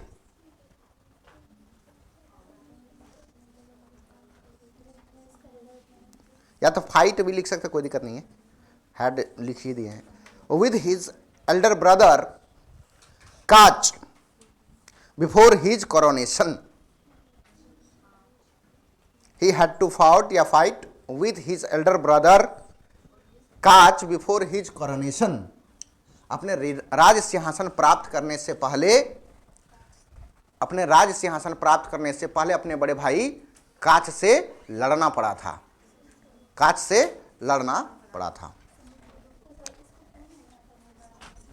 हाँ? अयोग्य था ना। जो जैसे अब तेजस्वी यादव को क्यों अपना सक्सेसरशिप नियुक्त कर दिया? बड़ा भाई कौन है? तेज प्रताप। आप देखो, इतना अच्छा बात बोलते हैं, बेचारा मन लगाते हैं,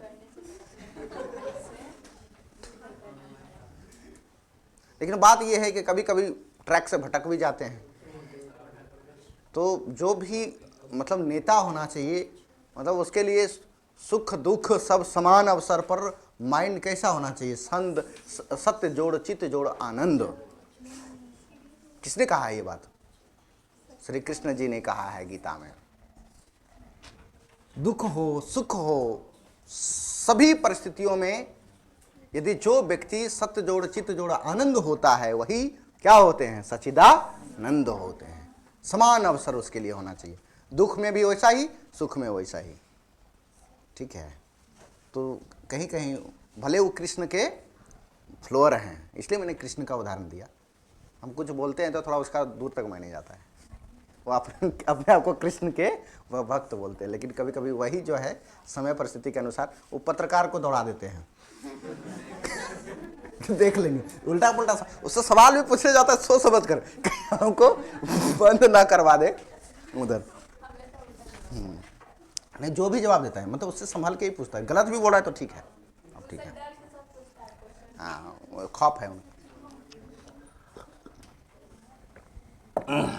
चलो ठीक है, अगला लिखिएगा प्रयाग प्रशस्ति। हेडिंग डाल दीजिए, प्रयाग प्रशस्ति। प्रयाग प्रशस्ति, प्रयाग प्रशस्ति में क्या नोट करना है? रोट बाय हरिसेन, वो हमने पहले ही लिखवा दिया है। तो इसमें यह लिखना है कि जो प्रयाग प्रशस्ति है ना, ये चंपू काव्य शैली में है, चंपू स्टाइल। रोट बाय हरिसेन और ब्रैकेट कर दीजिएगा चंपू स्टाइल। हरिश्चंद्र नहीं, हरिसेन, और यहां लिखिएगा चंपू स्टाइल। और चंपू स्टाइल का मतलब क्या हुआ? गद और पद यानी prose and poet, prose and poet.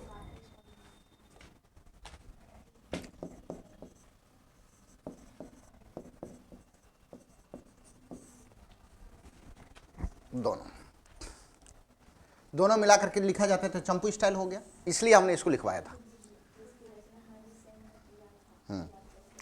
और इसी में टाइटल मिला हुआ है, इसी में जो इनका समुद्रगुप्त का टाइटल मिलता है क्या, कविराज।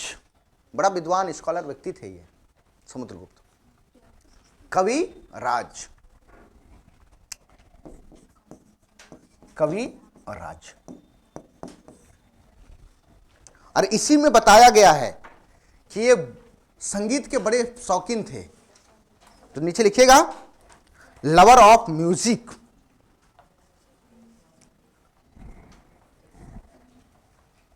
Lover of music, used to play veena, used to play veena. क्या बजाते थे ये?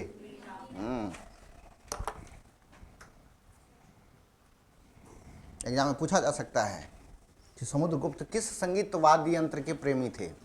वीणा। एक और व्यक्ति थे जो वीणा बजाते थे, बड़ा ग्रेट रूलर हुए,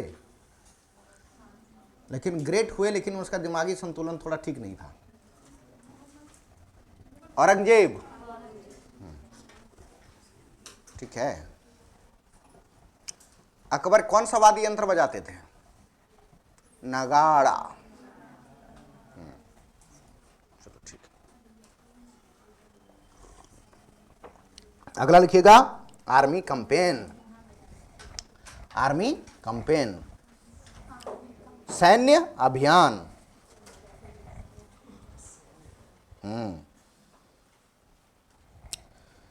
अब इन्होंने सैन्य अभियान के लिए 5 नीति का पालन किया था इन्होंने। प्रयाग प्रशस्ति इसका सोर्स है, प्रयाग प्रशस्ति बताता है, तो सोर्स में लिख लीजिएगा आर्मी कैंपेन में प्रयाग प्रशस्ति। ये बताते कि 5 तरह के जो है पॉलिसीज को इन्होंने अपनाया था इस विजय अभियान में। कौन कौन?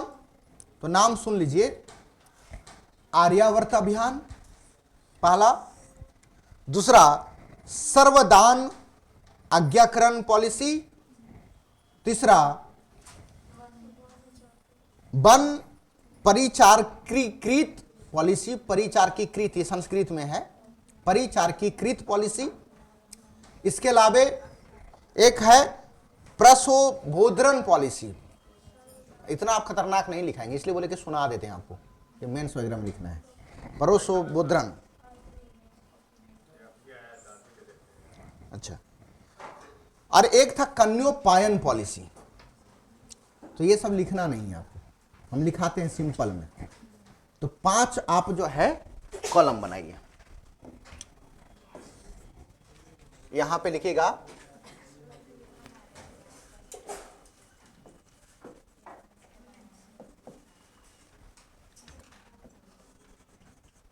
कैंपेन। कैसे लिखते हैं? PIAIGN,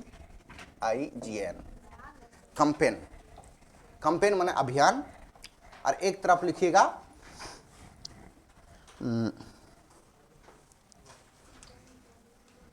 शासक या रूलर लिख लीजिए, या तो एरिया लिख लीजिए, क्षेत्र। तो कैंपेन में लिखिएगा पहला आर्यावर्त कैंपेन, आर्यावर्त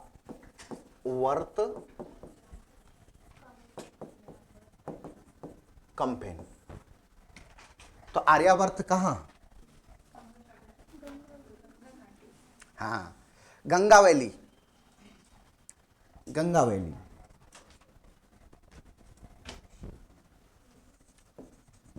गंगा वैली। और गंगा वैली के क्षेत्र में इन्होंने क्या किया कि 9 छोटे छोटे शासक थे, रूलर थे, उसको डिफीट किया। तो डैश देख लिखिएगा, डिफीटेड 9 किंग्स, डिफीटेड 9 किंग्स। 9 राजाओं को क्या किया इन्होंने? पराजित किया। कहां पे? दूसरा में लिखिएगा frontier state, frontier state.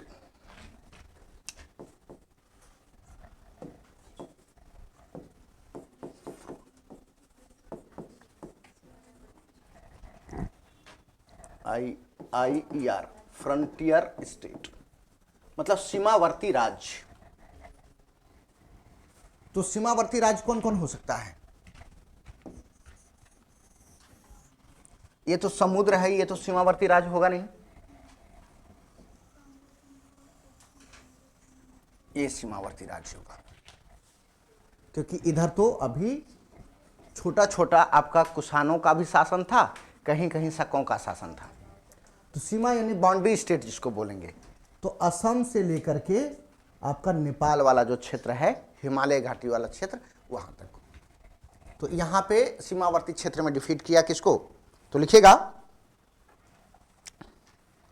Defeated 9 small states, defeated 9 small states. हाँ बता रहे हैं, पहले लिखिए ना। किंग भी लिखाए थे ना, उसमें 2 चीज लिखाए थे, ऊपर में एक एरिया लिखाए थे, ऊपर में लिखे थे कि रूलर लिखाए थे, हम बता देते हैं। तो कितने शासक को पराजित किया, 9 छोटे राज्य को पराजित किया। तो राज्य का नाम लिख लीजिएगा, एक कुछ उदाहरण डाल दीजिए। हाँ, लेकिन सबको 9 को नहीं लिखना है, कुछ कुछ का नाम लिख लीजिएगा। एक लिखिएगा समतट, समतट,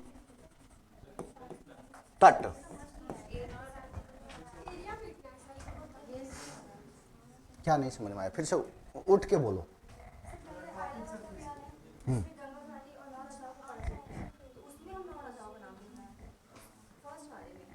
नौ राजा का क्यों नाम लिखा है?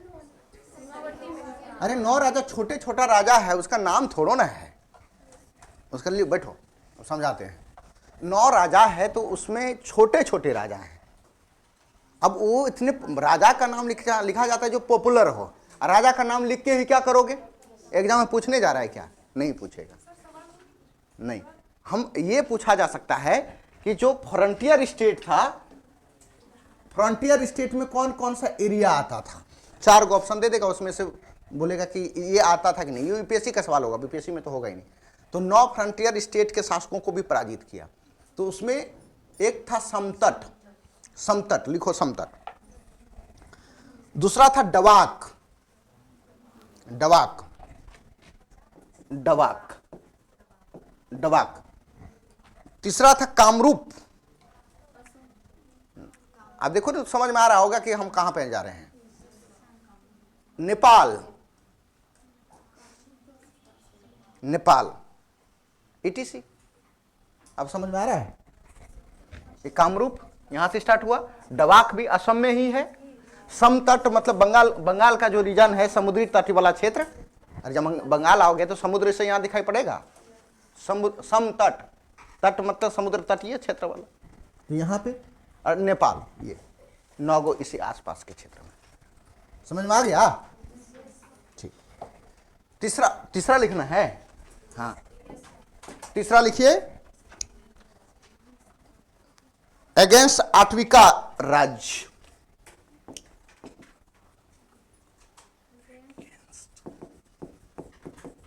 आठविका स्टेट या राज्य,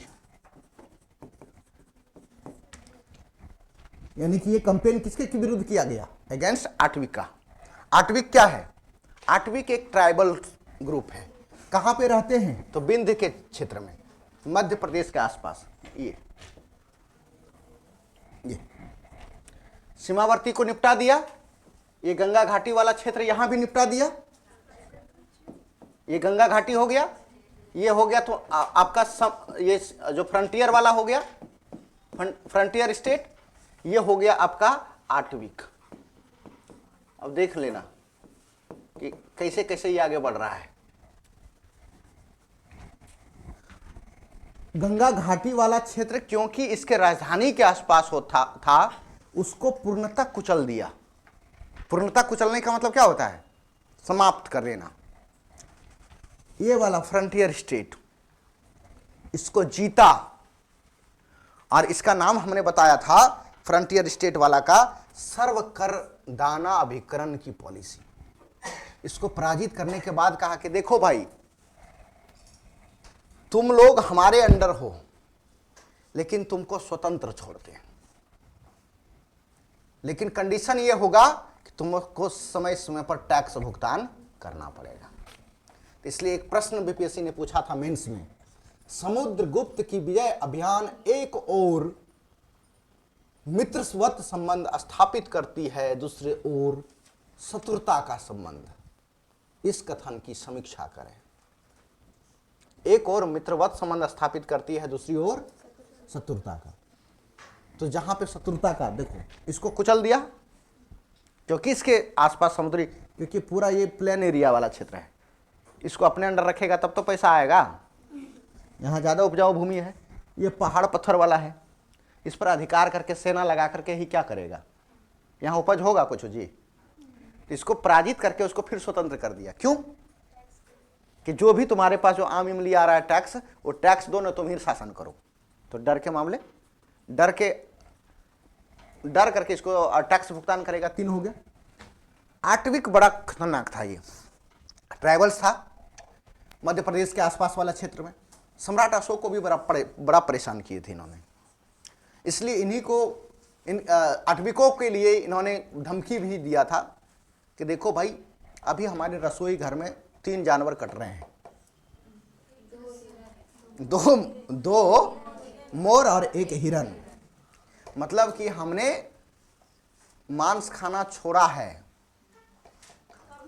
कम किया है, लेकिन पूर्णतः समाप्त नहीं किया। अभी भी हमारे रसोई घर में क्या बन रहा है? 3 को कट रहा है। ज्यादा करोगे तो ये बड़ा चुनौती वाला था। समुद्रगुप्त ने समझा कि सम्राट अशोक से भी नहीं समझ रहे थे, धम्म नीति को नहीं मान रहे थे, तो इसको कुचलना पड़ेगा, इसको गुलाम बनाओ। तो लिखिएगा,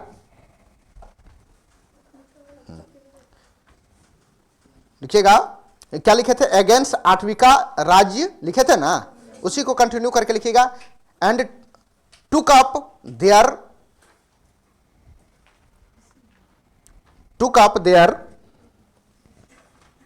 territory, took up their territory, या वो अपने राज्यों में क्या कर लिया? इसको मिला लिया।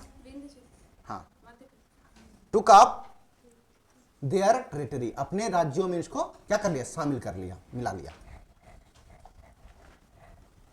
चलिए चौथा नंबर का लिखेंगे, डेक्कन इन साउथ इंडिया।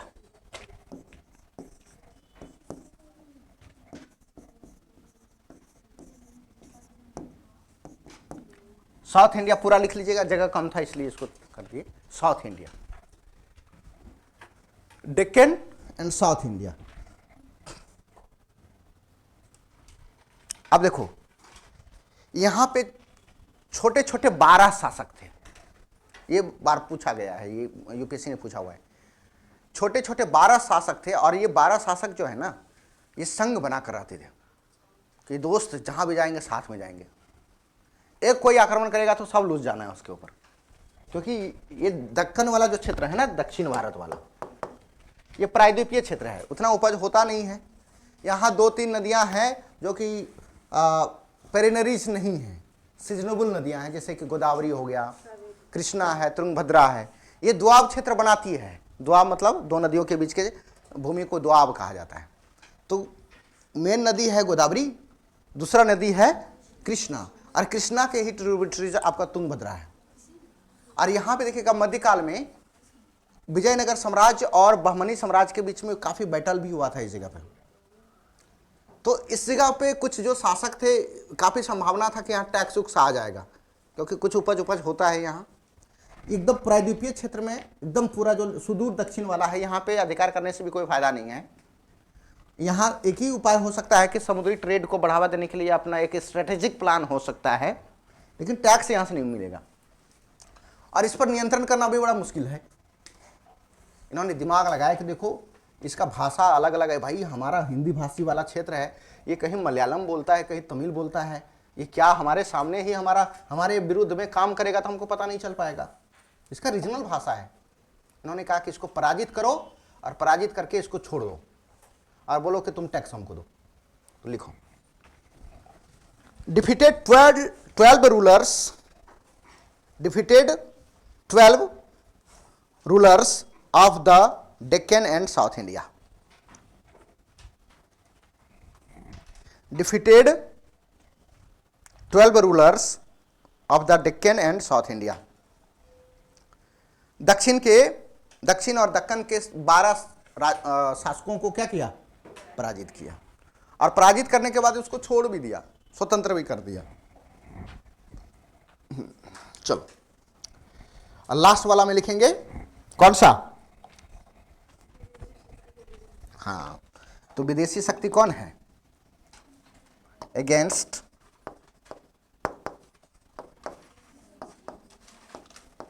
कुशाना एंड सकास। इसके साथ बड़ा अच्छा दिमाग लगाए, ये बोले कि देखो ये लोग भी मजबूत ही है, ऐसा नहीं है कि कमजोर है, हो सकता है क्योंकि पहले ही शासन कर चुके हैं, और इसके साथ या तो मित्रवत संबंध स्थापित कर लो या तो इसको अपने घुटने पे ले आओ, दो ही चीज हो सकता है।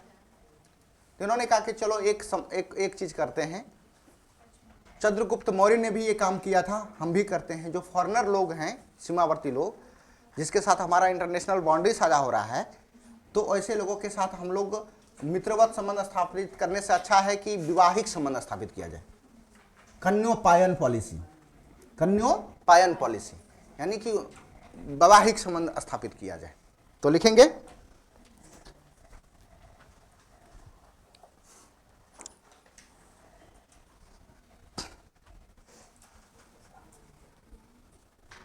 डैश देके लिख लीजिएगा कन्योपायन पॉलिसी, बस सीधे डैश देख लीजिए, लिखिए कन्योपायन, कन्योपायन ऐसे लिखिएगा,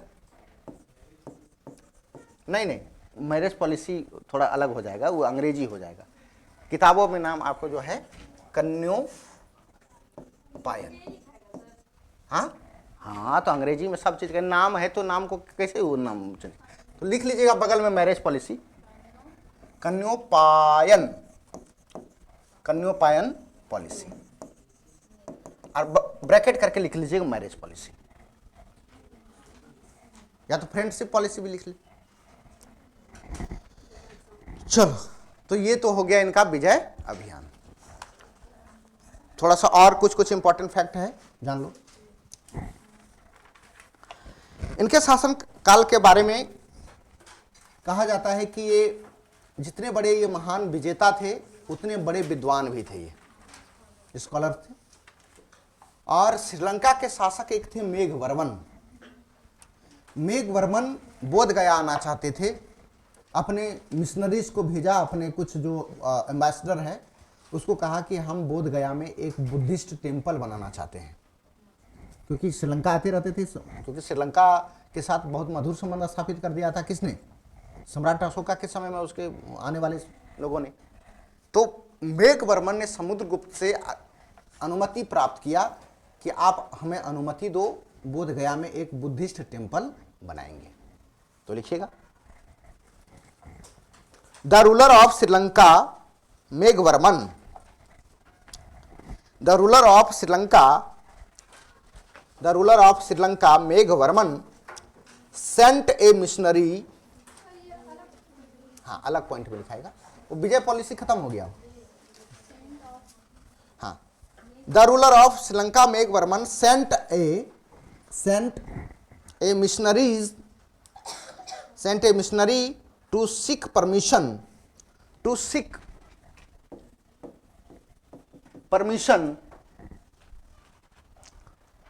from Samudragupta, seek permission from Samudragupta for building a Buddhist temple at Bodh Gaya, for building a Buddhist temple at Bodh गया।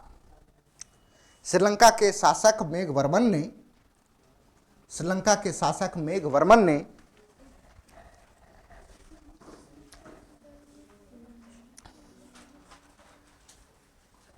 Samudragupta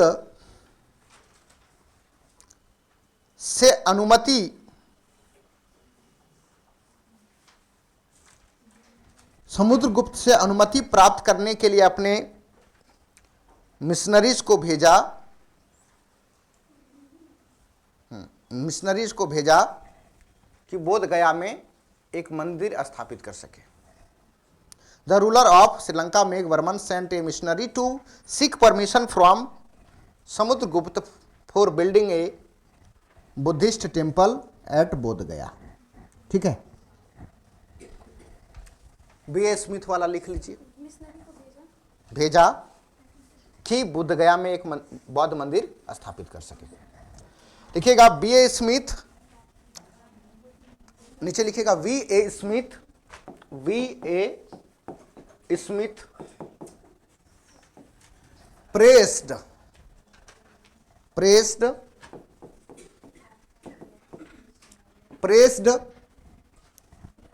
him as the Napoleon of India. Samudragupta, B A. Smith ने समुद्रगुप्त को भारत का नेपोलियन कहा। V A. Smith praised him as the Napoleon of India. Samudragupta ने बोले, BA. Smith ने समुद्रगुप्त को भारत का नेपोलियन कहा। पेट्रोन लिख लीजिए, पेट्रोन संरक्षण। तो संरक्षण किसको किसको दिया था? तो पहला तो हरिसेन विद्वान थे ही, पहला हरिसेन वो बौद्ध स्कॉलर्स थे, बुद्धिस्ट स्कॉलर। और दूसरा थे वसुमित्र, वह बौद्धिस्ट मॉन्क थे, बुद्धिस्ट मॉन्क, बौद्ध भिक्षु। हाँ, वसुमित्र बुद्धिस्ट मॉन्क यानी बौद्ध भिक्षु, और हरिसेन बौद्धिस्ट विद्वान। बस हाँ, अगला लिखिएगा चंद्रगुप्त सेकेंड, सबसे महानतम शासक। और कई हिस्टोरियन मानते हैं कि इसके शासन का वसुमित्र, ये बौद्धिस्ट मॉन्क थे, वसुमित्र।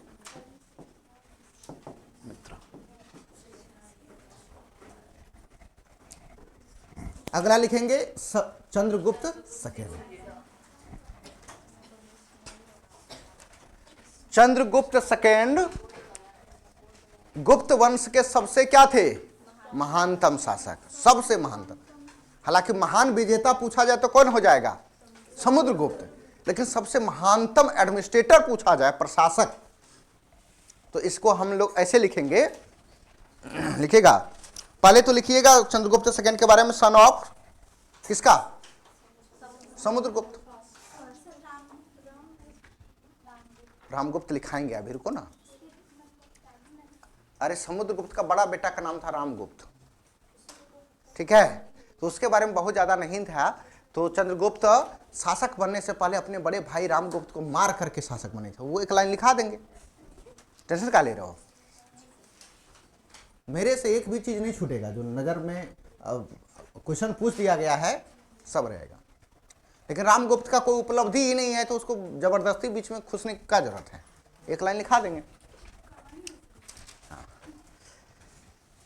तो किसका बेटा है? समुद्रगुप्त का बेटा है चंद्रगुप्त फर्स्ट।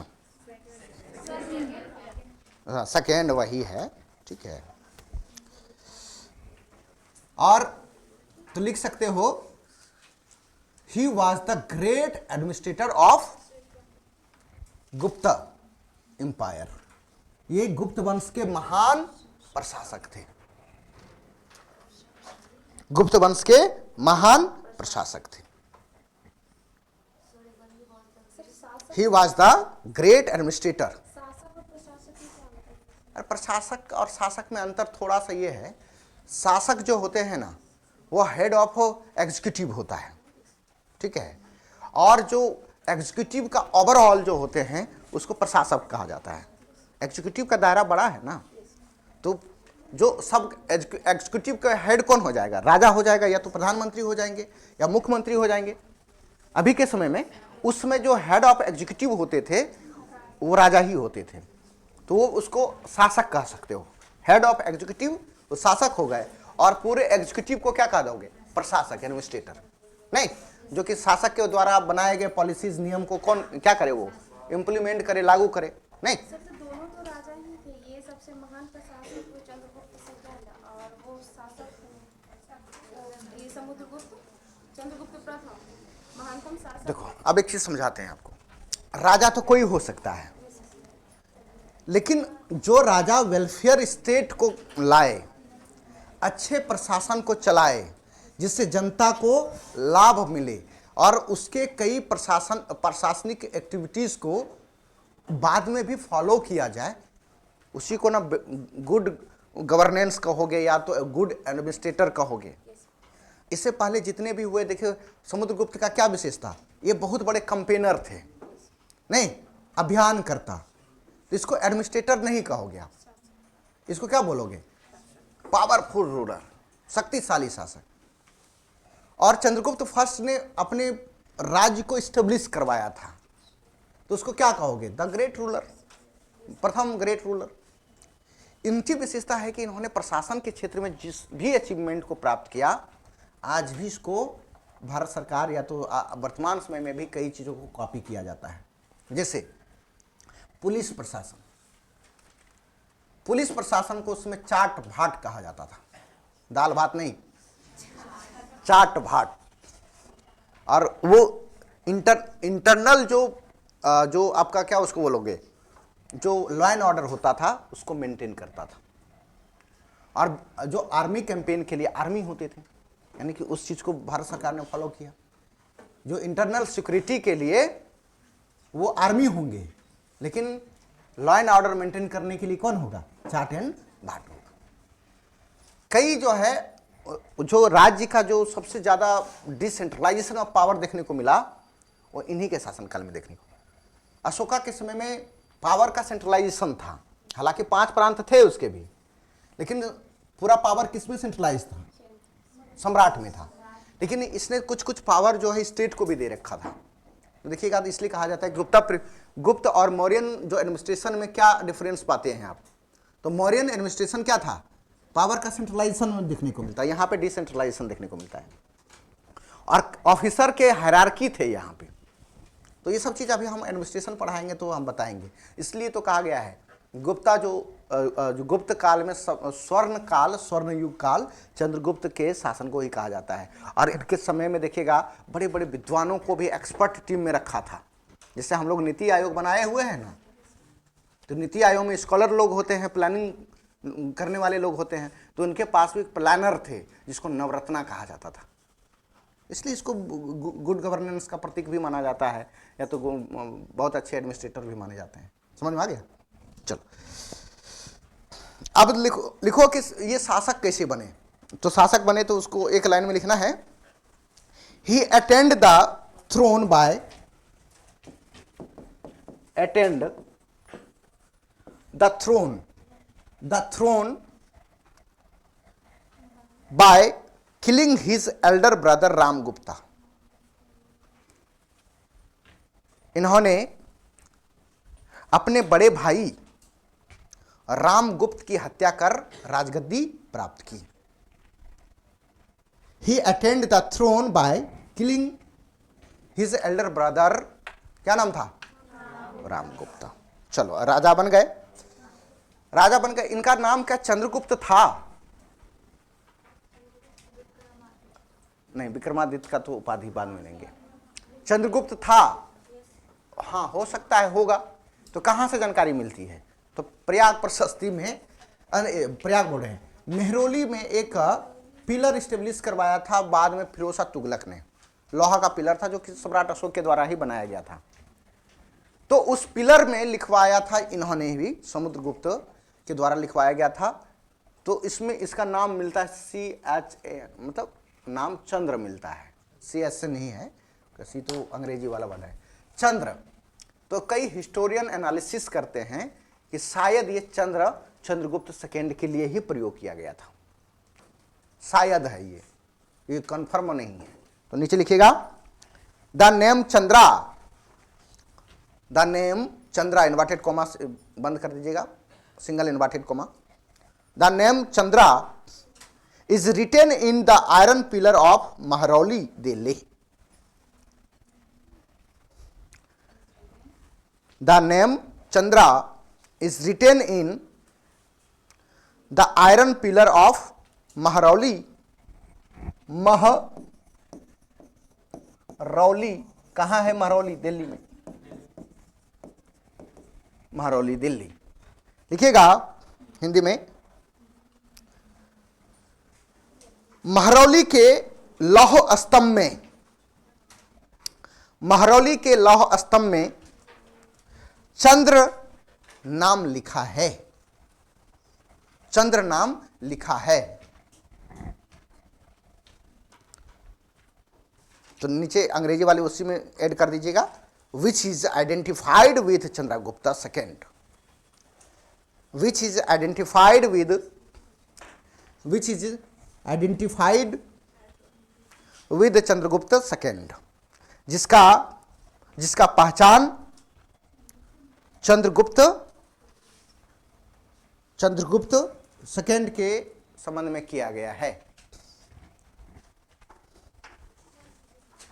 के रूप में किया गया है या तो के द्वारा के संबंध में किया गया है। Which is identified with Chandragupta second. और इसमें ये लिखाया हुआ है, इसमें कि चंद्रगुप्त का जो स्टेट है, राज्य, जो उसका एम्पायर था, वो कहाँ से कहाँ तक फैला है। वो बताते हैं कि सिंध के पार, सिंधु नदी जो है उसके पार को बल्ख प्रोविंस कहा जाता था, बल्ख राज्य, बल्ख स्टेट, सिंधु नदी के उस पार को। और बंग प्रदेश, बंग आज पश्चिम बंगाल है, जिसको पुंड्रू भी कहा जाता था, पुंड्रू, या तो उसको बंग भी कहा जाता है। तो कहां से कहां तक फैला हुआ था इसमें लिखाया हुआ है, तो नीचे लिखेंगे विच एक्सप्लेन्ड हिज एम्पायर, जिसमें इसके साम्राज्य का वर्णन है।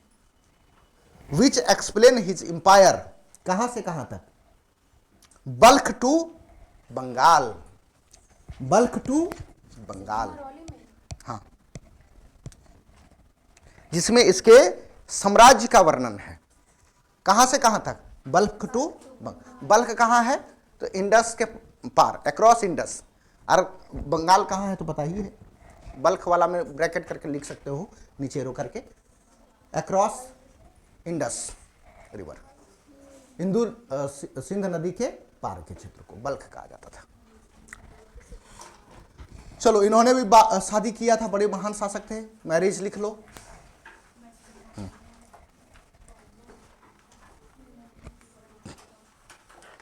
अब देखो, हमने ये वाला पढ़ाया था, इनके कैंपेन, इसी के कैंपेन से जुड़ा हुआ है इनका शादी।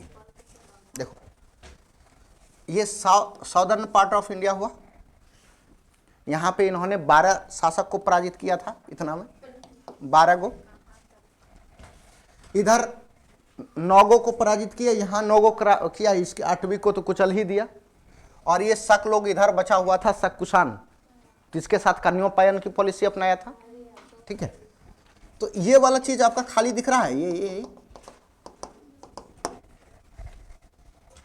इसलिए खाली है कि यहाँ काहे कि यहाँ पे नागवंशीय शासक रहते थे, टुकड़ा टुकड़ा में बटा हुआ था। और ये नाग लोग इतना फाइटर थे, इतना फाइटर, कि इससे लड़ पाना बड़ा मुश्किल काम है। नाग से या तो उसको पराजित कर दो या तो खुद पराजित हो जाओ। बड़ा संगठित नहीं है, बड़ा शासन भी नहीं है, लेकिन नाग कम्युनिटी के लोग इतने फाइटर हैं, क्योंकि उसी फाइटर की वजह से तो हमने एक दिन बताया भी था कि जो कोबरा सांप है ना, उसका नाम इंडिया में नाग रखा गया है। तो मर जाएगा, लेकिन वो अपने फन को कंप्रोमाइज नहीं करेगा, वो लड़ता ही रहेगा, वही। तो इसलिए इन्होंने कहा कि इसको पराजित करना खतरे से खाली है, जबकि एक महान ग्रेट विजेता है, एकदम विक्ट्री कंपेनर है, लेकिन इस जगह पर इन्होंने समझौतावादी दृष्टिकोण अपनाया, इसलिए बड़ा विजनरी भी थे, स्कॉलर थे, पढ़े लिखे लोग थे, भारत के एरिया को समझते थे कहाँ कहाँ पे कौन है। तो नागों का शासन, और नागवंशी एक प्रिंसेस थी कुमार नागा से इन्होंने विवाह कर लिया कि इससे लड़ेंगे नहीं, बल्कि यूज करेंगे इसका हम इस सॉदर्न पार्ट ऑफ इंडिया को जीतने में। इसको इन्होंने नागवंशी राजकुमारी किसके साथ विवाह कर लिया? कुमार नागा, ये कुबेर नागा, कुबेर नागा। तो लिखेंगे मैरिज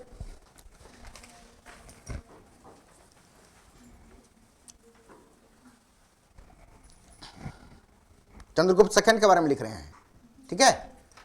समुद्रगुप्त तो ये वाला कर लिया था इतना, लेकिन चंद्रगुप्त के बारे में पिता के ही पॉलिसी को आगे बढ़ाते हुए इन्होंने संबंध स्थापित कर लिया किसके साथ, नागों के साथ। लिखिएगा Chandragupta second married with Chandragupta second married with the Nagvanshi princess Kuber Naga. Chandragupta द्वितीय ने नागवंशी राजकुमारी कुबेर नागा से विवाह किया। लिख लिए हैं, ठीक है। और इसी से उत्पन्न इनकी पुत्री थी जिसका नाम था प्रभावती। कुबेर नागा से जब इन्होंने विवाह कर लिया, किसे, कुबेर नागा।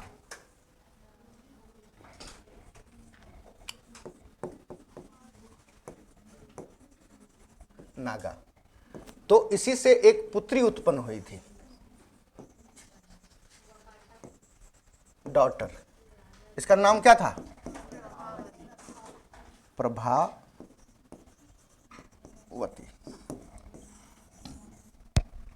और प्रभावती इन्होंने और दिमाग लगाया कि देखो भाई, एक नागा के साथ तो जो नाग लोग हैं, इससे दोस्ती भी बन गई, ससुराल भी बन गया। और इसी के बगल में इनके पिताजी जो जीत के दिए थे, इसी के बगल में सातवाहन जो खत्म हुआ था ना, तो यहां पे बकाटक राज्य आ गए थे। और बकाटक वाला भी नागवंशी ही था। बकाटक जो शासक थे नागवंशी थे, इसलिए देखो अपने नाम में लगाते हैं रुद्र, रुद्रसेन, रुद्रा। हाँ, तो इससे भी लड़ना बड़ा मुश्किल है, नागवंशी ही है। इसका एक छोटा सा क्षेत्र है, और इससे लड़ने से बचने के लिए इन्होंने क्या कर दिया कि अपनी बेटी प्रभावती का विवाह बकाटक शासक से कर दिया। ठीक है, कॉन्सेप्ट बन रहा है ना। चल लिखो, डॉटर का नाम लिख दिए, डॉटर बेटी कौन, प्रभावती। लिखिए, Prabhavati was married to Rudrasena second. Prabhavati का विवाह रुद्रसेन सेकेंड के साथ किया गया था। तो कौन थे वो Rudrasena, ruler of Vakataka. Bracket कर दीजिएगा, ruler of Vakataka. Prabhavati was married to Rudrasena second, bracket करके लिख दीजिएगा, रूलर ऑफ बकाटिका। प्रभावती का विवाह बकाटक वंश के राजकुमार या तो राजा या शासक रुद्रसेन सेकेंड के साथ किया। लेकिन देखो, अब ये इसके साथ शादी हुई 80 में, 380 में। शासन हमने लिखवाए हैं इसका, कब से कब तक था, नहीं लिखाए हैं। 380 से 445, 415, 380, 380 से 415 AD। 380 ईस्वी में शादी करवाया किसके साथ, रुद्रसेन सेकेंड के साथ, अपनी बेटी का, जिसमें शासक बने उसी समय। और 10 वर्ष में ही इसके हस्बैंड रुद्रसेन सेकेंड की मृत्यु हो गई।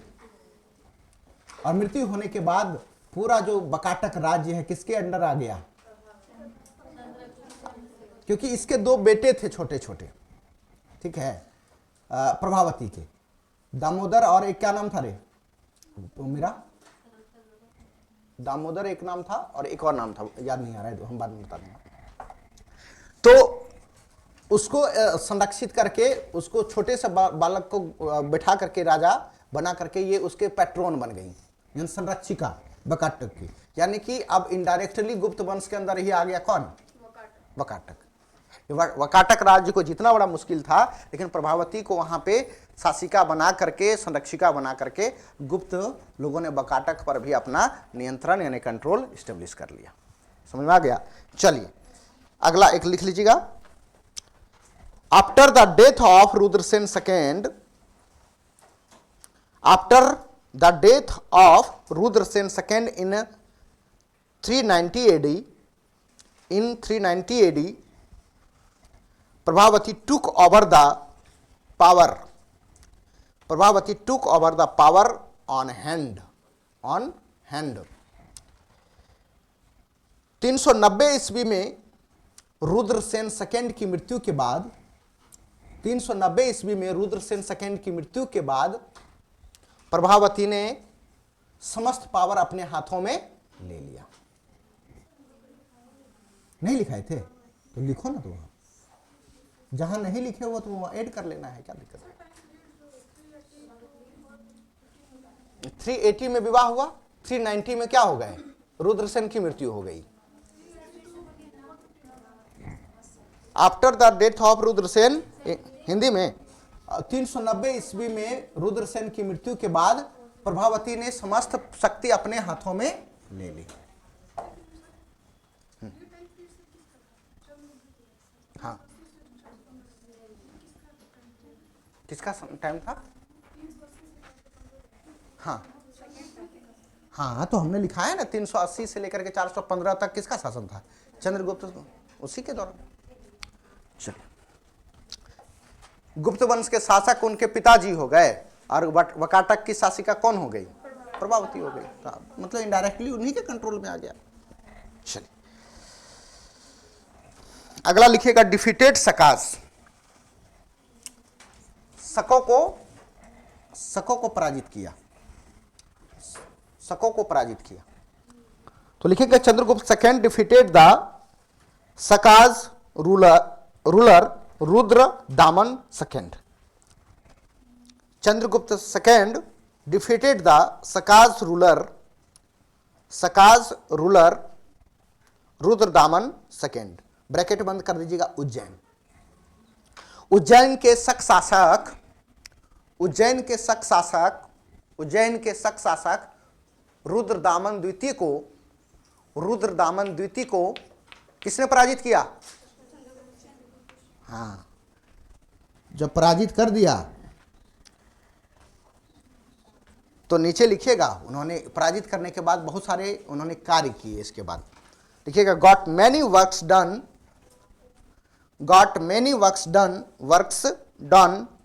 On the occasion of this victory. इस विजय के बाद उन्होंने कई कार्य किए। Got many works done on the occasion of this victory. Got many works done on the occasion of this victory. इस विजय के बाद उन्होंने कई कार्य किया। एक एक करके नीचे लिख लीजिएगा। पहला, made Ujjain the capital of Gupta. Made Ujjain the capital of Gupta. गुप्त वंश का राजधानी कहां बनाया? उज्जैन स्थापित किया। अगला लिखिएगा minted A silver coins on large scale. बड़े पैमाने पर चांदी के सिक्के जारी करवाए। Minted silver coins on large scale. बड़े पैमाने पर सोने के सिक्के जारी करवाए। चांदी, हाँ, चांदी के सिक्के, सिल्वर लिखे, चांदी के सिक्के जारी करवाए। और टाइटल, उपाधि नीचे लिखिएगा। उपाधि, टाइटल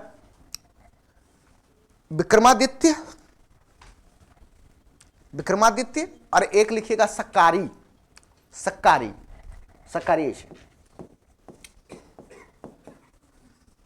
अब देखो विक्रमादित्य और सक्कारी क्यों उन्होंने लगाया? क्योंकि उज्जैन के जो ग्रेट शासक थे, शासक रुद्रदामन के उत्तराधिकारी, उसको इन्होंने पराजित किया, यानी कि शकों पर क्या कर लिया? इन्होंने विजय प्राप्त कर लिया, इसलिए सक्कारी।